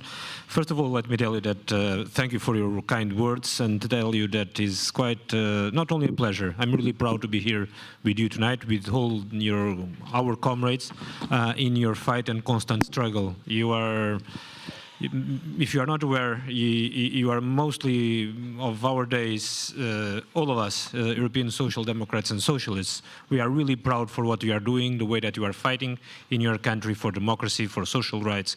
You are a true example to all of us. So thank you very much for the invitation. On the social democracy and social rights, the first thing that we need to remind ourselves is that this does not fall from the sky. Social rights were not given to us. They are the result of terrible fights and struggles by all socialists and social democrats on the last century. And this is why social democracy and social rights are so easily confused, because they are the inner part of they are the political legacy of our family. These things that today we take for granted: prohibition of child labor, sick leaves, reduction of working time to 40 or to 35 hours a week, guaranteed maternity leaves, for instance. These are the things that we achieved fighting together, all our parties, during the last century. And these rights are essential, and this is why social democracy and the welfare state is so important to democracy, because we know that the basic condition for democracy is human dignity. And these social rights are the ones that provide us human dignity and provides our societies this dignity and this possibility for all the citizens to be protected when they need, especially in the hardship moments. And this is why we always should remember that these rights were not only guaranteed. This is why we all should remember, as you very well know here in Hungary, that social rights and democracy cannot be taken for granted, and that we should feed and fight for this every day. We cannot forget that only 10 years ago, not only here in your country, but at my country, in Portugal, all these social rights that we take for granted, they were at risk. I remember that 10 years ago, the constant cuts on pensions, on salaries, the changes on labor law, the attacks on trade unions. All these social rights can be today still under attack. So this is why it's so important for us to pay attention, never to lay down our arms, and especially in the very important year that we are facing, 2024, to remind ourselves every day that this should be the basis of our campaign, of our common campaign for the European elections of 2024. We built In the last century, we built a new world, a new society, and it's up to us also to defend it and not allow it to be destructed at the beginning of the 21st century. Thank you very much. Muito obrigado, as the Portuguese says, and now I turn to my great sister, Catarina Barley, who is Vice President of the European Parliament, and he's also a PES Executive Vice President as Francisco André. And of course, she is the SPD lead candidate for the European election 2024, and with Agnes Kunhalmi, we have been in Berlin at the SPD Congress, so we were very, very proud of you. And of course, the question, Katarina, how does your parliamentary work promote social democracy at the European Parliament? Well, thank you also from my side very much for the invitation. It's a very impressive sight if you sit here. Lots of socialists, social democrats, and I'm really grateful to be, especially in Hungary, a country that I dedicate a lot of my work to, but I'll come to that later. Well, I would name, of course, we do a lot to promote social justice in the European Parliament. I would like to name maybe three aspects. The one is social rights as workers' rights. Nowadays, sometimes leaders, prime ministers, autocrats tend to say that the European Union has nothing to do with social rights, that it is about economy and only economy. It's about the common market and that's it. So just stay away from everything that has to do with values or with anything that goes beyond. But that's not true. Already when the European Union was founded, of course, it was a reaction to the Second World War, and it was also one purpose to end this century-long fights and wars between Germany and France by the means of connecting economies. That's true. But in one of the founding documents by Robert Schuman, if you read it, it also says that one of the purposes will be to make the living conditions of workers better. That is also one of the founding purposes of the European Union. So don't let anyone tell you that it is not. And we've done a lot. For example, during the corona pandemic, we put up this program called SURE to keep people in their workplaces by giving a state support to reduce your hours but still get your money. But also the minimum wage directive has already been mentioned before. That means that every country has to introduce a minimum wage, which is not always, everywhere the case. For example, in Italy, the home country of my kind neighbor Giacomo, they don't have one. They tried to introduce one now by the Social Democrats, and the fascists denied. They said no minimum wage for Italy. And also gives criteria of how much it has to be. Of course, it's not exactly the same in Greece as in Sweden, but it is related to the economy and to the cost of living, etc. And the other aspect of this minimum wage directive is to strengthen trade unions, so that you have to work towards having powerful trade unions. And that is important in autocratic regimes where trade unions are often, they often have a hard time working. So we strengthen them. And just this week we have adopted a directive on platform workers. So people who work in the digital sphere and often have less rights because, are they really employees or are they self-employed and all these things. So we really do a lot to strengthen workers. The second point, of course, I know, we're both proud feminists. You were our leader as best of the PES women, doing an excellent job there, giving us really a strong voice within PES. And we're doing a lot there. Already in the Act of Rome 1957, we have the goal of having equal wages, 57 equal goals for men and women. We're still not there, at least not in my home country, in Germany. I don't know about Hungary. We're still not there. So we're working on it. Now we have the Pay Transparency Directive. which at least gives you the right to know how much the others earn so that you can actually do something against it. We have the Women on Board Directive to have more visible women, leader women, because they do an at least equally good job, but often they don't get there because you have these old boys networks. So women's rights, I could go further. We have to do a lot against combating violence against women. We are doing very much there too.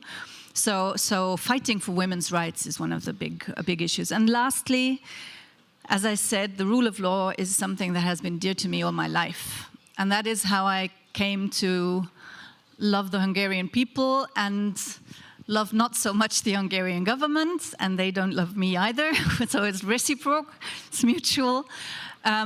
Because if you don't respect the rule of law, if you destroy democracy, there will be none of the other rights in the end. For many people, the rule of law sounds like something abstract.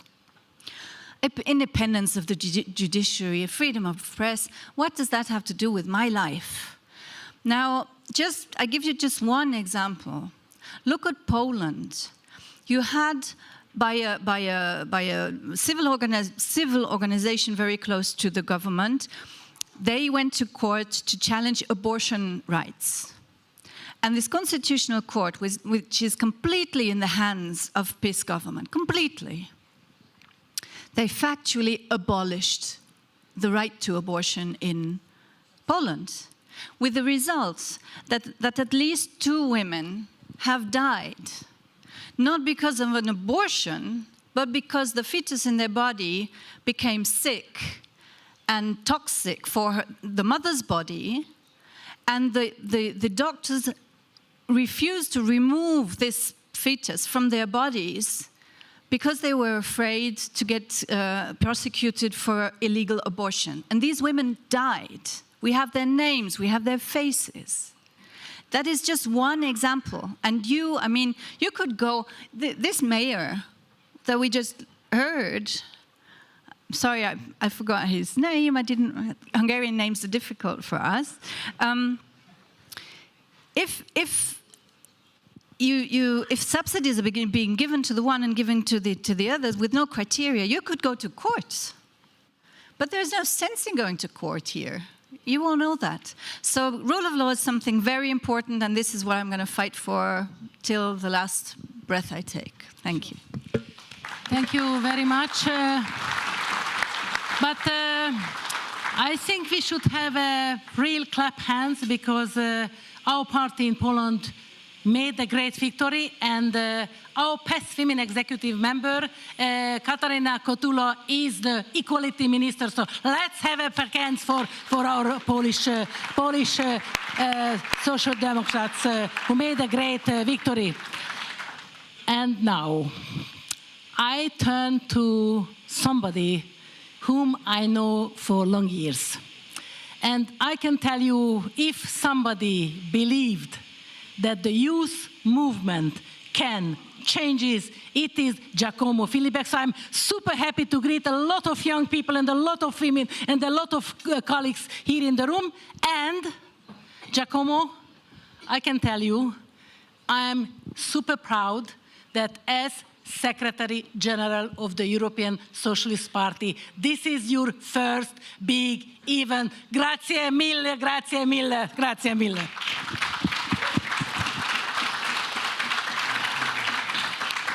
And of course the question.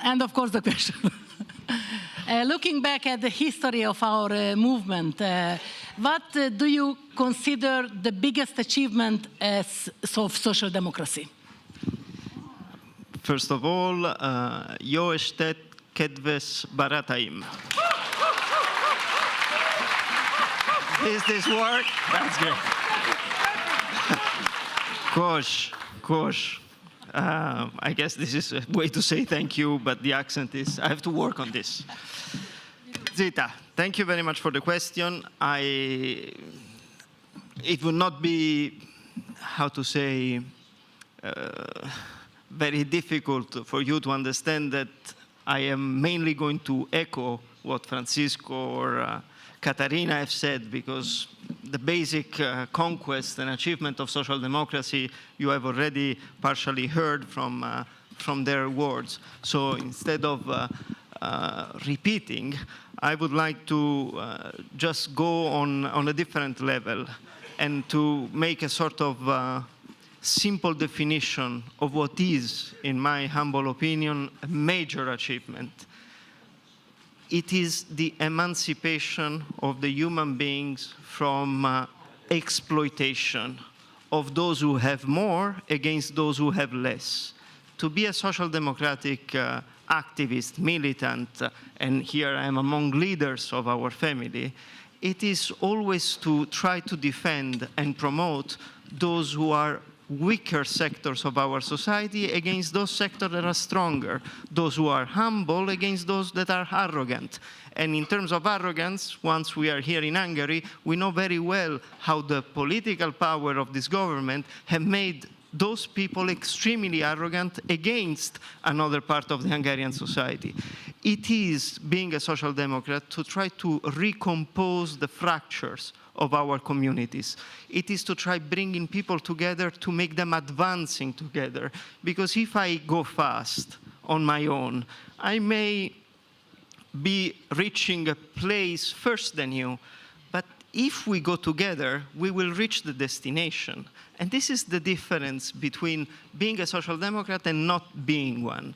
And I'm proud of this. You have been talking about the youth movement. Course, again. Katarina mentioned it in her intervention. A concrete tool, a concrete measure, a concrete policy that encapsulates simply what European social democrats can do in order to allow this emancipation to continue on the larger scale, which is 500 million in the European Union, is the example of the Platform Workers Directive. The idea that a big company can exploit a young or even a less young workers by claiming that with a mobile phone, a backpack, and a bike, you are an entrepreneur. You understand? Sure. It's pure exploitation in order to abuse the service of this person, to evade taxes, and to not secure the assistance, the help, the social rights that this person should have. So, Europe matters. Social democracy in Europe matters.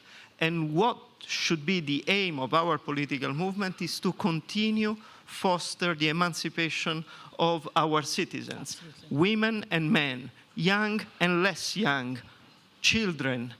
All of us should be part of this emancipatory movement. And this is what social democracy achievement means for me. Absolutely. Thank you. Thank you.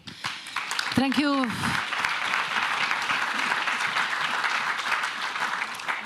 Köszönöm szépen. And of course, we have a fourth panelist whom I'm lucky to know for long years. She has been one of my mentors, Dasha Shilovic. She is the president of the Partners for Environment and the chair of the C Network for Gender Issues International Board. And we were so lucky to meet you before we started our panel with the women organization. So let's have a clap hands for women now. So Dasha, as you had so many great ideas, and you have been working so many fields, but you also have the field which is called trade unions movement. And of course, the trade unions movement has historically worked hand in hand with the Social Democrats. How can this cooperation be successful? You have been here, so you already heard what our excellent trade unionists, I really would like to have clap hands for them, because without them we cannot breathe, my dear colleagues. So clap hands for the trade unionists. And the question is for you, Dashenka. Köszönöm szépen, Zita, and good evening, comrades. Sometimes we are reluctant to say comrades, unfortunately, and I think we should go back to that. In trying to think about the question, I would like to make, it's okay, Katarina. I would like to make a parallel if I may, to be a bit, not to repeat what others have said, between the past, the present, and the future. If our social democracy was born out of the labor movement, of the suffragette and women's movement, of the social democratic and socialist movements, of the progressive movements of 120, 50 years ago, we have a legacy. And the reason they rose against what Giacomo said, exploitation, but basically they rose for labor rights, for human dignity, for equality, including the equality of women, and for solidarity. And these are the basic tenets which actually bring us through and leap us through a present which is, I have to say, quite difficult. One more issue at their table at that point was that question of peace. And we have a problem. We have a problem in all these areas today. I will be very parochial and only speak about, and try to speak about Central and Eastern Europe, about the transition. We haven't mentioned the world neoliberal transition. That neoliberal transition and that type of ideology has been actually creating labor problems, has been creating political problems, has been creating economic problems, and has been creating social and cultural problems. And what have we got? A fragmented society which now has to come together to pick up the pieces. But in this region, especially, and Zita and I have worked here, I think, I won't say for how long, in this region, that was, we have an insult to injury now. Why an insult to injury? Because our colleagues in, let me use conditionally the word Western Europe, our colleagues in the other parts of Europe, have experienced and are experiencing, as social democrats and progressives and so on, a right-wing backlash. But here we are having a right-wing plus an autocratic backlash. And we are having autocratic regimes around us. And these regimes are actually further dismantling the systems that have been brought by the neoliberal model. Now, where are the trade unions in that? We have been fragmented. Our parties have been fragmented. If I look at Croatia, for instance, and how the Social Democratic Party is faring now in the polls, with a very strong Demo-Christian party, which is also corrupt, etc., etc. Or if I look at Serbia, we've just come back from a rally over there. The same thing. The Democratic Party has less than 2% in the polls at this point. And they have to. If I look at trade unions, I'm sorry to say, but for a very long time in the transition period, the trade unions were very weak and fragmented or non-existent and disoriented, among other things. Slowly, things are picking up. Slowly, people are starting to understand the importance of social welfare, of solidarity, of education. If you ask every individual on the street, would you want to have free education? Of course. Would you like to have good health care and free health care? Of course. Would you like to have a pension? Of course. And then we come to voting, and we don't get it. Therefore, what does it, and that backlash now, is a question of an encroaching center-right, far-right, underground coalitions which are being formed, whereby we have a very, very uphill battle for the elections next year at the European level, but many of us at the elections at the national level. So it is not business as usual. As you were talking about emancipation, it's yes, it's emancipation and progress. Now, the good side. Let me be positive now. And we need to be positive. We are having a new situation now. We are being called, as progressive and social democrats and the left, as vermins. The latest Trump word for us was vermins. That is something that was a fascist or a Hitlerite characterization of our movement. So we have to, it's not business as usual, we have to rise up to it, but that implies that we have to unbundle our principles for people to understand. We have to reach out to the worker. The worker is not the same as the worker in 1918, 1920. We're getting into the artificial intelligence revolution. We are getting into new forms of life. You mentioned the COVID. We are getting more women in the labor force and addressing the gender pay gap, both at the European and the national level. So we have an opening. Young people are fed up of being the new 21st century slaves, not having a private life, not being able to have a house, not being able to have education for their children and pay for them, and not looking forward to any pension. What is the young generation going to talk about? What are the women who are 55 and who are laid off going to do with their pension? So I think we have a great opening, we have a great possibility to actually use the new situation or the emerging situation with that caveat of the right and the far right on our backs, and at the same time with the possibilities offered by progress, by change, by technology, by the change in our societies where we have to put our mark in making life better for ordinary people. Well, I hate saying ordinary, for people, for women and men and their children, because we have a problem.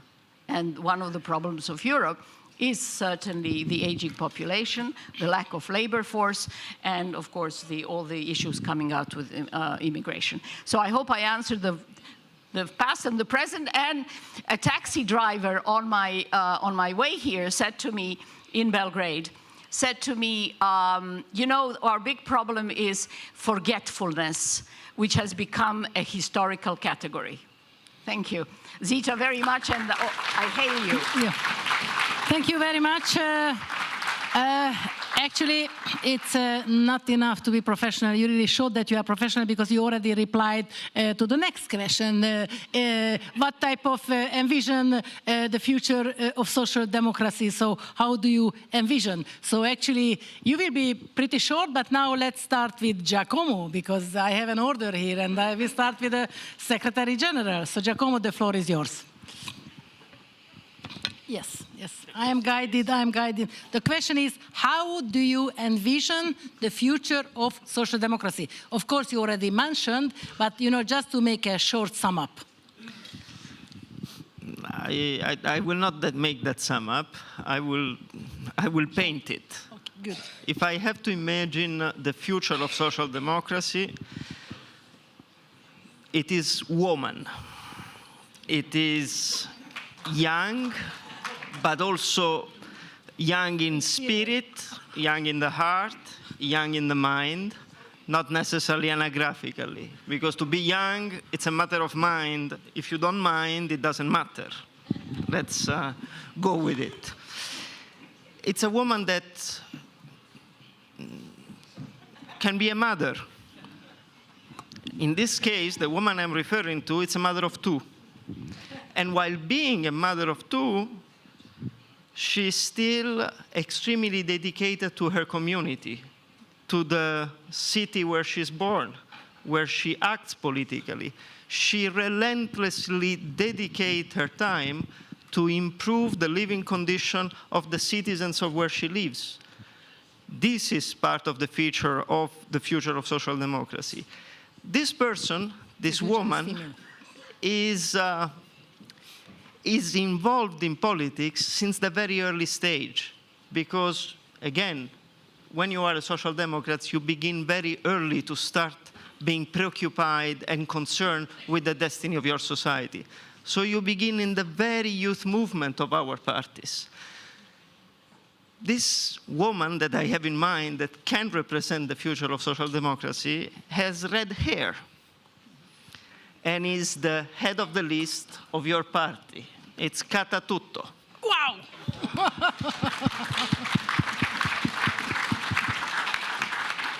Now, the second person in the list is also part of the future of social democracy. I would never discriminate, Zita, but you understand that I had to pay homage to Kata leading the effort of your party towards the next European elections. I know Kata since the time of BIT.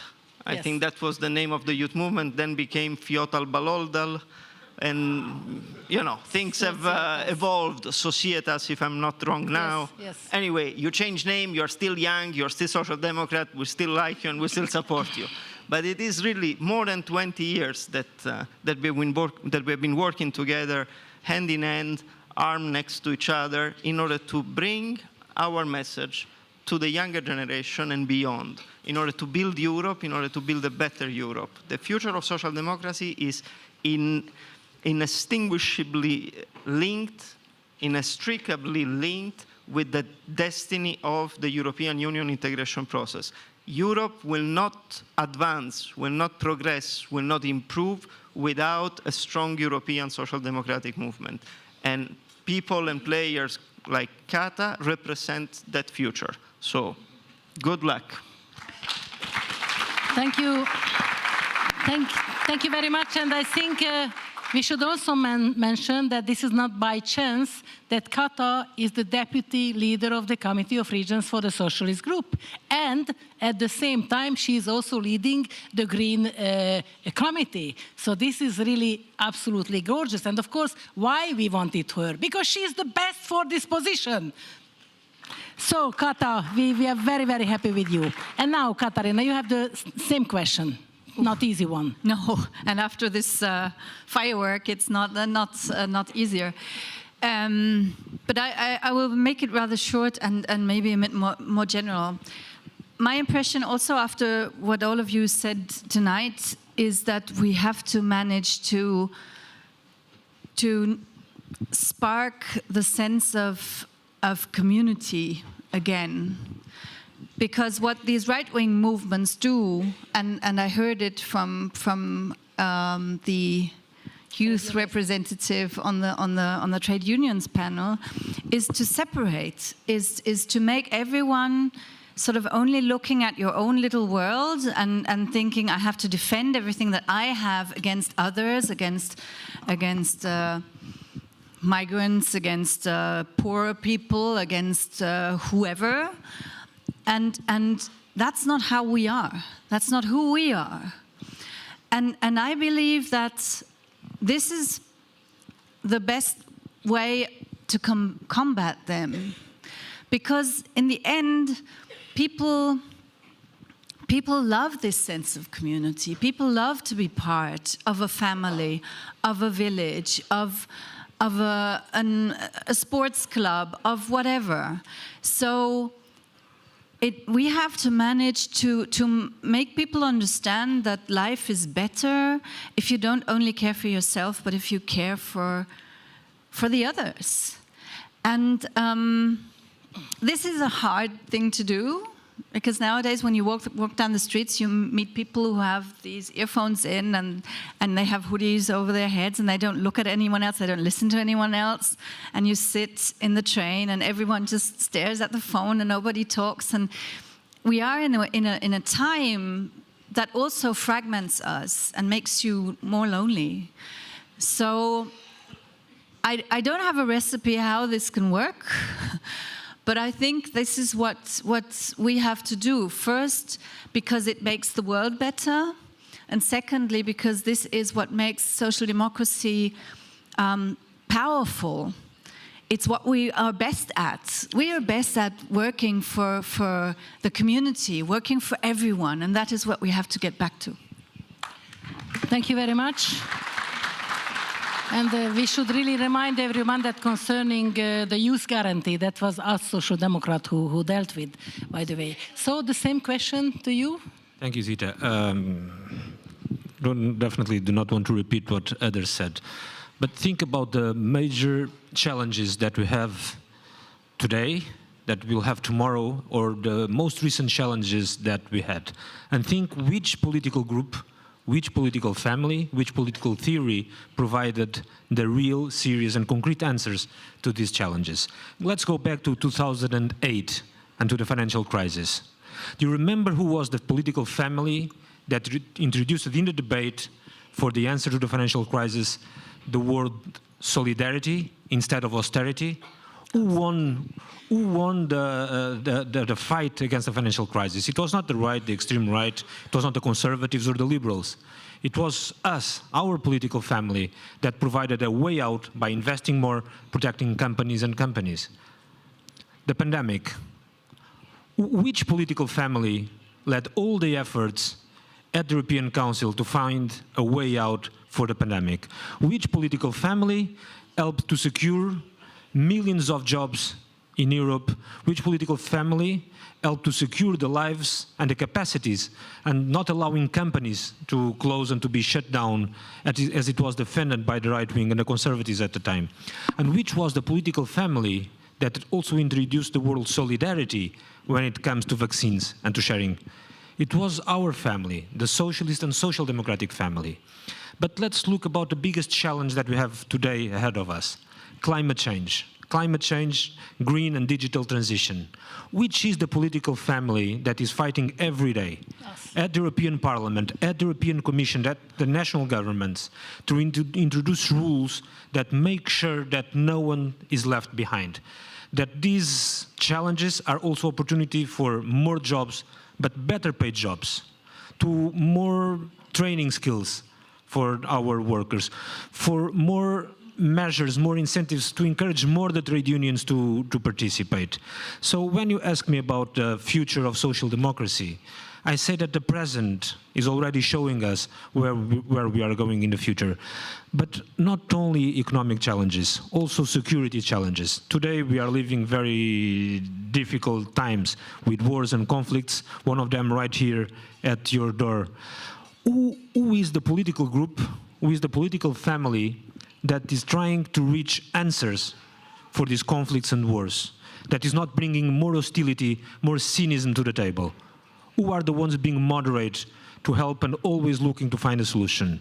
This is why when you ask me about the future of social democracy, I would say that our past is quite bright, our present remains quite bright, and I do not have any doubt that with parties like yours here, we will keep on fighting, spreading out the world, and having a better future for all. Thank you very much. Thank you very, very much. So you see that we really try to see all. And now, Dasha, just very short, because I respect very much the president, and I will be very short in sum up.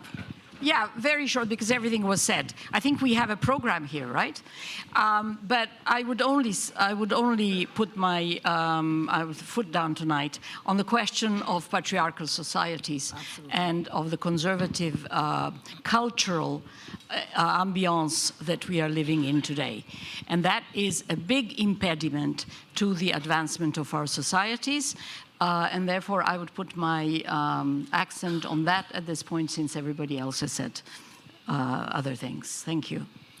So thank you very much. Instead of sum up, I just would like to ask you all, let's continue the fight and keep up the fight as the young generation is helping to do. Let's make sure that the next European Parliament is absolutely socialist. Thank you so much. And feminist.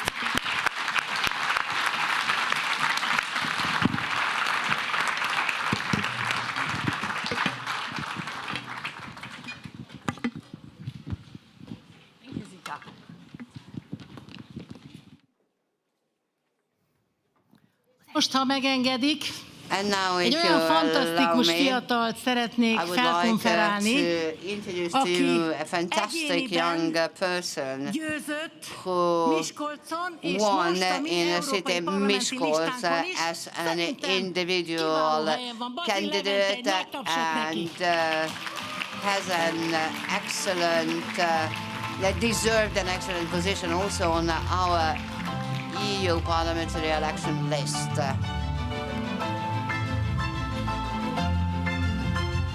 Levente Bagi. First of all, I congratulate for Thomas to be Deputy Secretary General last month in Malaga. Thomas, please.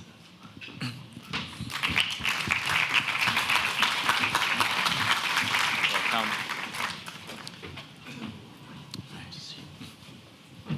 And welcome to Qatar.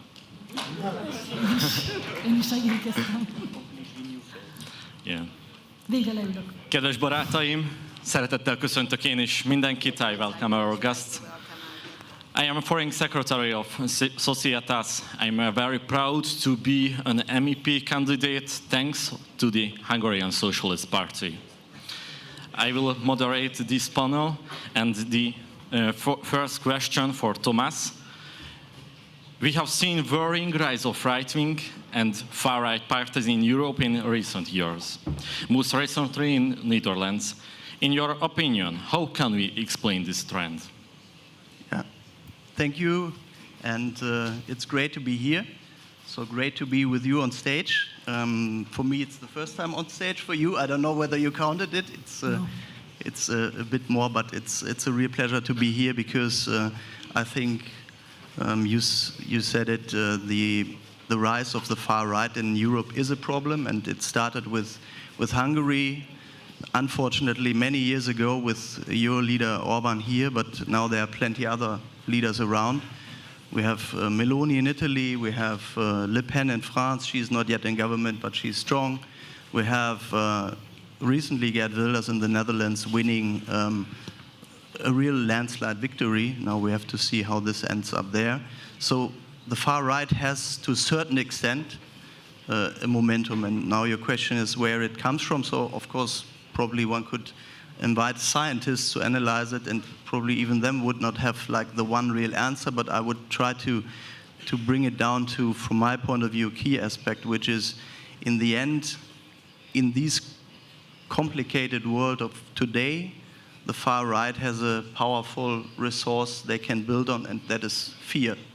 So as long as they manage to feed this fear with their lies, with their hate, with their enemy narratives, with their scapegoating, including the European Union, you know that quite well here in Hungary, how this works, with making Europe the scapegoat.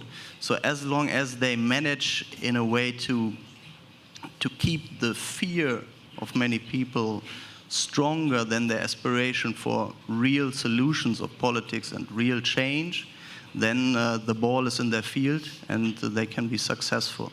So that is, I think, one of the core elements, the potentials of fear in today's complicated world. And what can we as socialists and social democrats do about it? I think, of course, first of all, we have to stand up to our values. You're doing that here in your, yes, very courageous fight for democracy in Hungary, and we have to do it. We have to stand for the dignity of democracy when others are trying to destroy it. That is clear. But I think we also have to really be successful in the fight against the far right.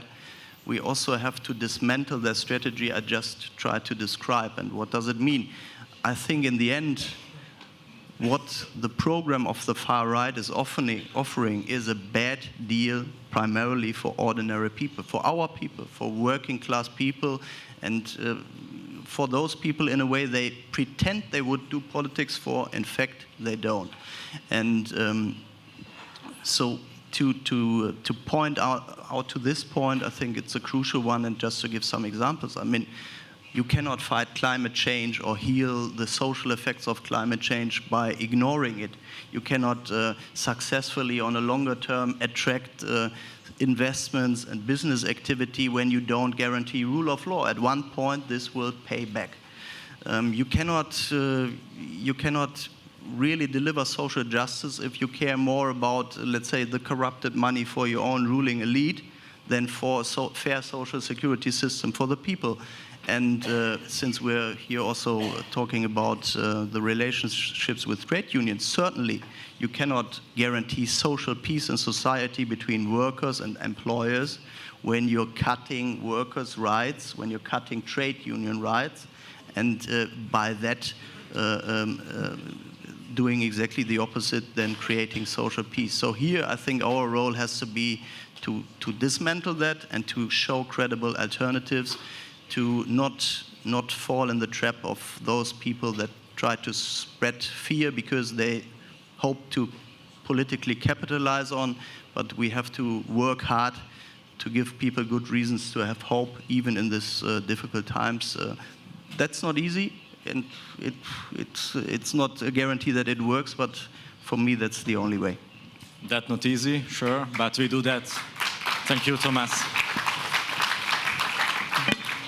Kata, drawing from lessons of the past, how can the social democratic movement best counter this far-right trend in Europe? This is the $1 million question. We don't know the answer to, but I think we have to understand what's happening. We have to understand that too many things are changing at this moment. The climate is changing, the way we work is changing, how we study is changing, how families are changing, and it's just too much. Too much is happening. People feel it, that the world is moving, and they want to hold on to something stable. So if anybody promises them that they will stop time, they will hold on to that promise. Everybody will fail to stop time. So how should we approach things?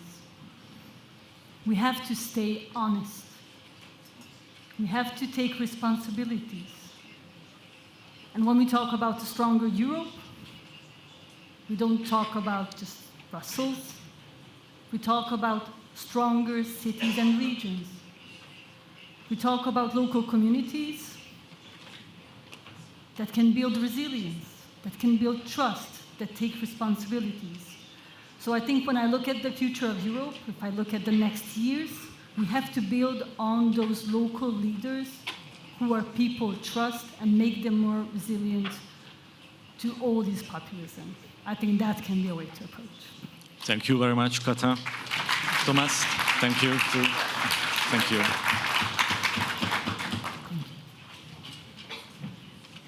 Most pedig kérem, nézzük meg közösen a PES, az európai szocialisták elmúlt 30 évéről szóló rövidfilmet. Köszönöm. Let's look at the film on the past 50 years of European socialists. When the countries that had waged war against one another decided to work for peace, socialists imagined a new Europe in a continent destroyed. The new European communities were forged, and with a common dream for a better future, social democrats organized. As European integration deepened, so did cooperation between the socialist parties of Europe. Socialists led major social improvements, laying the foundations for the European social model, inspired by the struggles of their time across Europe. Voters placed their trust in progressive politics. Together, Europe worked to overcome crises, and integration advanced, strengthening the bonds that unite our European nations. A new Europe was emerging.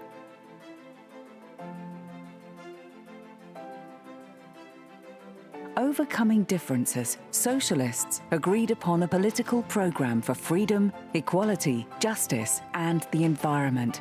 The first direct European elections brought with them a socialist victory.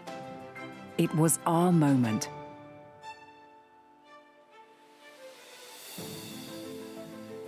And a time of profound political upheaval which left the world forever changed. A new, larger, stronger Europe was on the rise, and social democrats were ready for it. A European political party was born, bringing together the proud, progressive traditions of each European nation.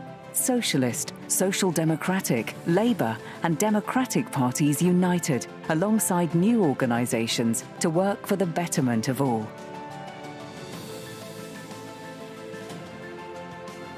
We grew closer in a continent that was on the right path. We welcomed another 12 sister parties from 10 new member states. We expanded across the whole continent and beyond. And when the banks crashed, we fought for people. We campaigned to change global finance so citizens would never again bear the burden of reckless behaviour in the financial sector. Through the common candidate process, we went into the European elections with our common candidate Martin Schulz, with thousands of activists alongside us. We said yes to action for the climate.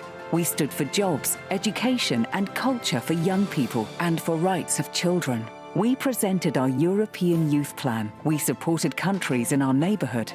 Young Europeans welcomed our ideas to support them. We proclaimed the European Pillar of Social Rights. For us, Europe is more than a market. We applied diplomacy to heal old tensions. Together with our common candidate, Frans Timmermans, we rode the Tour de France across Europe to spread a message of hope for the 2019 European elections. We transformed Europe with the European Green Deal. Our policies shaped the European response to the social and economic consequences of the coronavirus through responsible leadership. And now we're building our energy independence, supporting our allies. We're securing fair wages. We're fighting for an equal Europe. This is our history, and we're proud of it. It gives us strength to shape the future for the good of people all over Europe.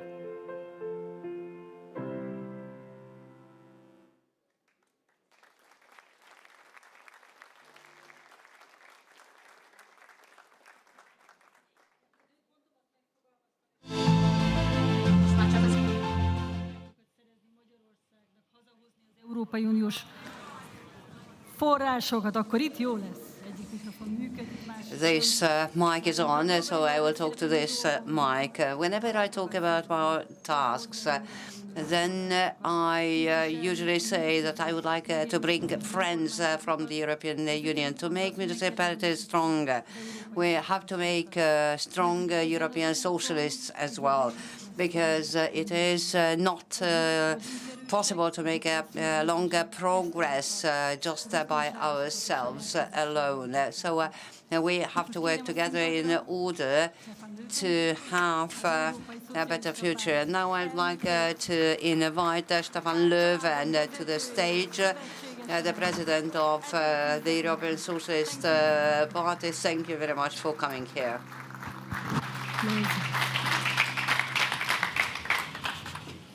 Thank you so much, dear friends. It is a great pleasure and an honor to be here with you in Budapest tonight. I would like to thank the party, PES-MSZP, and the Hungarian Trade Union Confederation for this very important event and for this initiative. And I also want to thank all of you being here tonight, taking part of interesting discussions, making an effort to change the society. And I just want to thank you for being here. It means a lot. I truly believe that we need these kind of events. We need these conversations perhaps more than ever. They are a rallying cry for our movement, a call to unite, a call to mobilize, and to remember, reminding ourselves what we are fighting for. Dear friends, I know that you share my grave concern regarding the rise of illiberalism, the backsliding of democracy, but also the increasingly overt attacks on workers' rights. Now, Hungary has been one of the first victims of this in recent years during Viktor Orban's time as Prime Minister. But the problem now is not only in Hungary, it's in all of Europe. And these destructive, regressive forces can feel overwhelming, difficult to confront, even harder to fight. But we must be very clear, dear friends, that the far right doesn't seize power in one day. It doesn't happen like this. Authoritarians seek to undermine our institutions slowly, chipping away bit by bit at the pillars upholding our democracy. Now, unfortunately, this process is well underway in Hungary. I will give you two recent examples. As you know, in August this year, the Orban government proposed a law that directly targets the financial basis of Hungarian trade unions. Under the disguise of lowering the administrative burden, the government will make it significantly harder to collect the member fees and transfer their trade union member fees.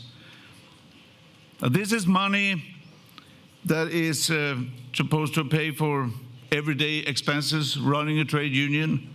It pays for lawyers during wage negotiations, but also for demonstrations, for supporting members who face hardship, and for wage loss due to industrial actions. This is not all. Just last month, the government again submitted an amendment proposal to strip members of the Hungarian armed forces of their constitutionally guaranteed right to unionize. And if that law passes, it would also force the Hungarian military trade union to disband.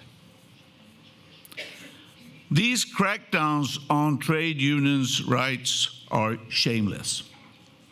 Yet, they hardly make any headlines, and they certainly do not make international news.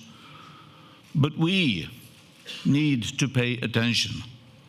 We European socialists and democrats do pay attention. Trade unions, in particular, can also function like a canary in a coal mine, alerting for danger. When they are under attack, when trade unions are under attack, our democracy is under attack.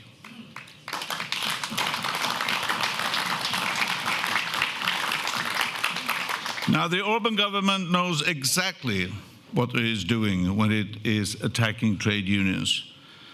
They don't just want to weaken workers' ability to organize and take care of their interests.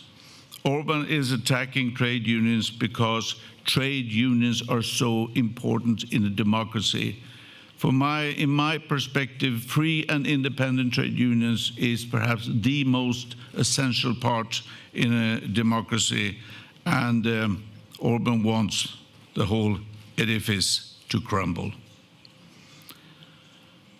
Now, the fate of a country or a continent is not just being decided during election time. It is also these everyday battles that we have to fight and that we have to win. The battles for trade union rights, gender equality, for protecting minorities and the LGBT community, for an independent media landscape, an independent academia, and an independent and fair judiciary. But I want you, our Hungarian friends, to know that you are not alone in this. I want you to be assured that you have many friends and supporters all over Europe, and we stand with you, right beside you, in your fight for a democratic, progressive, and social just Hungary.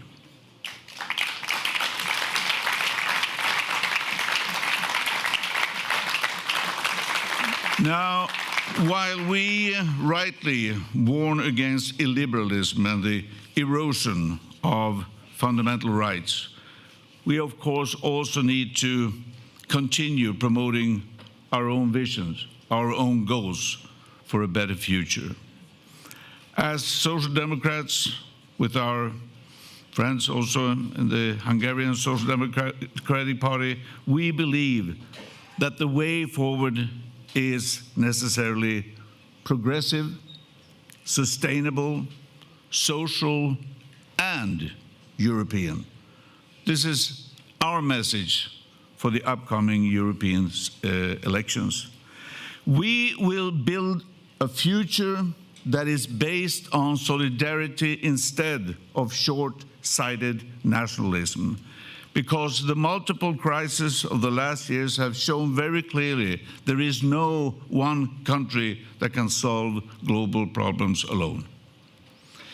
A future of social investment instead of failed austerity policies, so that we can protect people's purchasing power, because while wealth doesn't trickle down, the money that we invest in quality education, good health care, and robust social safety net, those benefits everyone in our societies. A future of shared prosperity instead of rising inequality, because economic growth doesn't mean anything if inequality is growing. It doesn't mean anything if the average family standard of living is declining. A future of good working conditions and fair pay, because we cannot tolerate a society where workers are constantly towing on the line to poverty and burnout. Instead, we want to build a world that is just as good for the nanny as for the bank manager, just as good for the truck driver as for the doctor. We want to build a future. We want to build a future of democracy where we uphold the rule of law and respect fundamental freedoms, where elections are really free and fair and open debate can thrive. A future where there is no place for sexism, racism, homophobia, or any kind of discrimination, where we protect the most vulnerable among us, because a society is measured by how it treats those of its members who are most in need.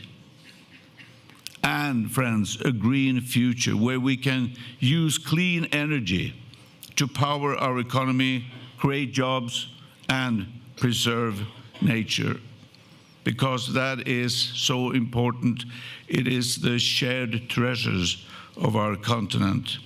And to achieve this, we are pushing forward a Green Deal with a red heart, because a deal is very important, but we are very clear on one thing: the transition to sustainability needs to be a socially just transition.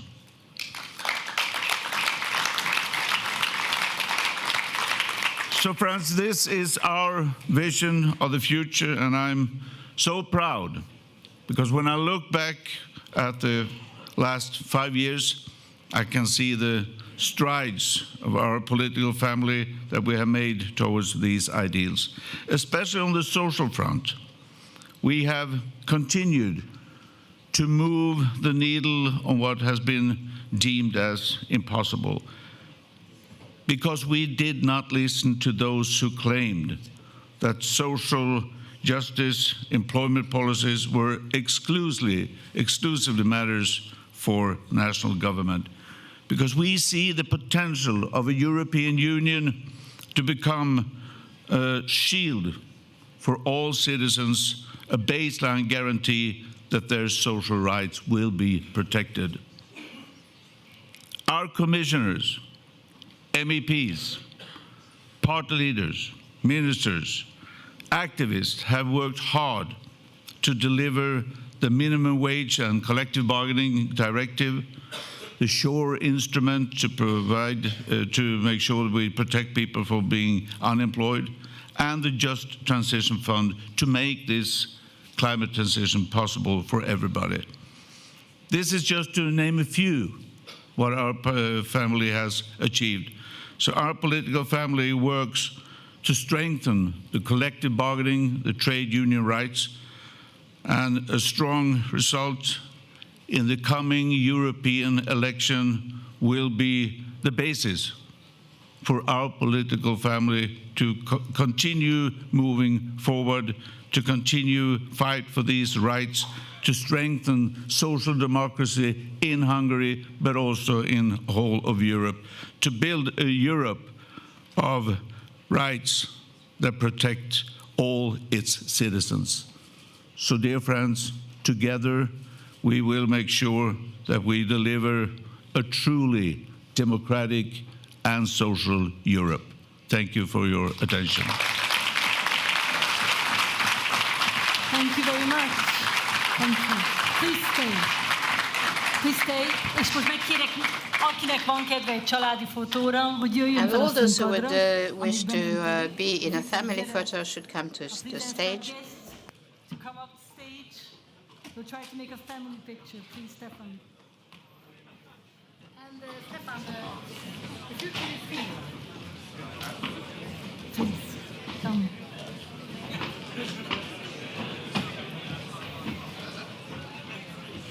Családi fotó. Családi, family picture. Családi fotó. Come. Gyere, át. Vagy figyelj. We're the matching ones.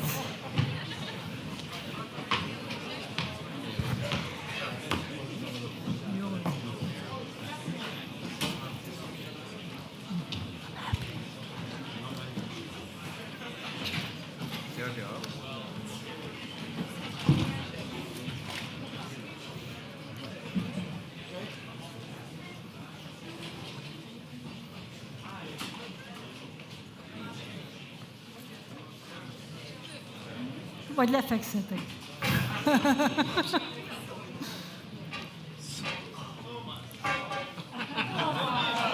Good. Super.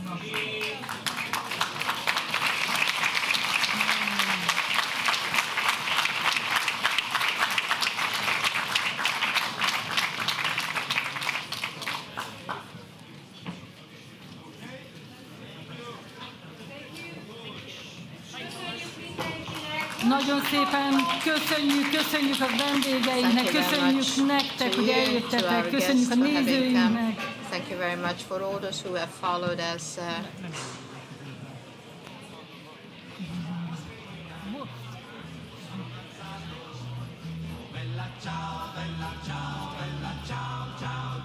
Stamattina mi sono alzato e ho trovato l'invaso. Oh partigiano, portami via. Oh bella ciao, bella ciao, bella ciao, ciao, ciao, partigiano.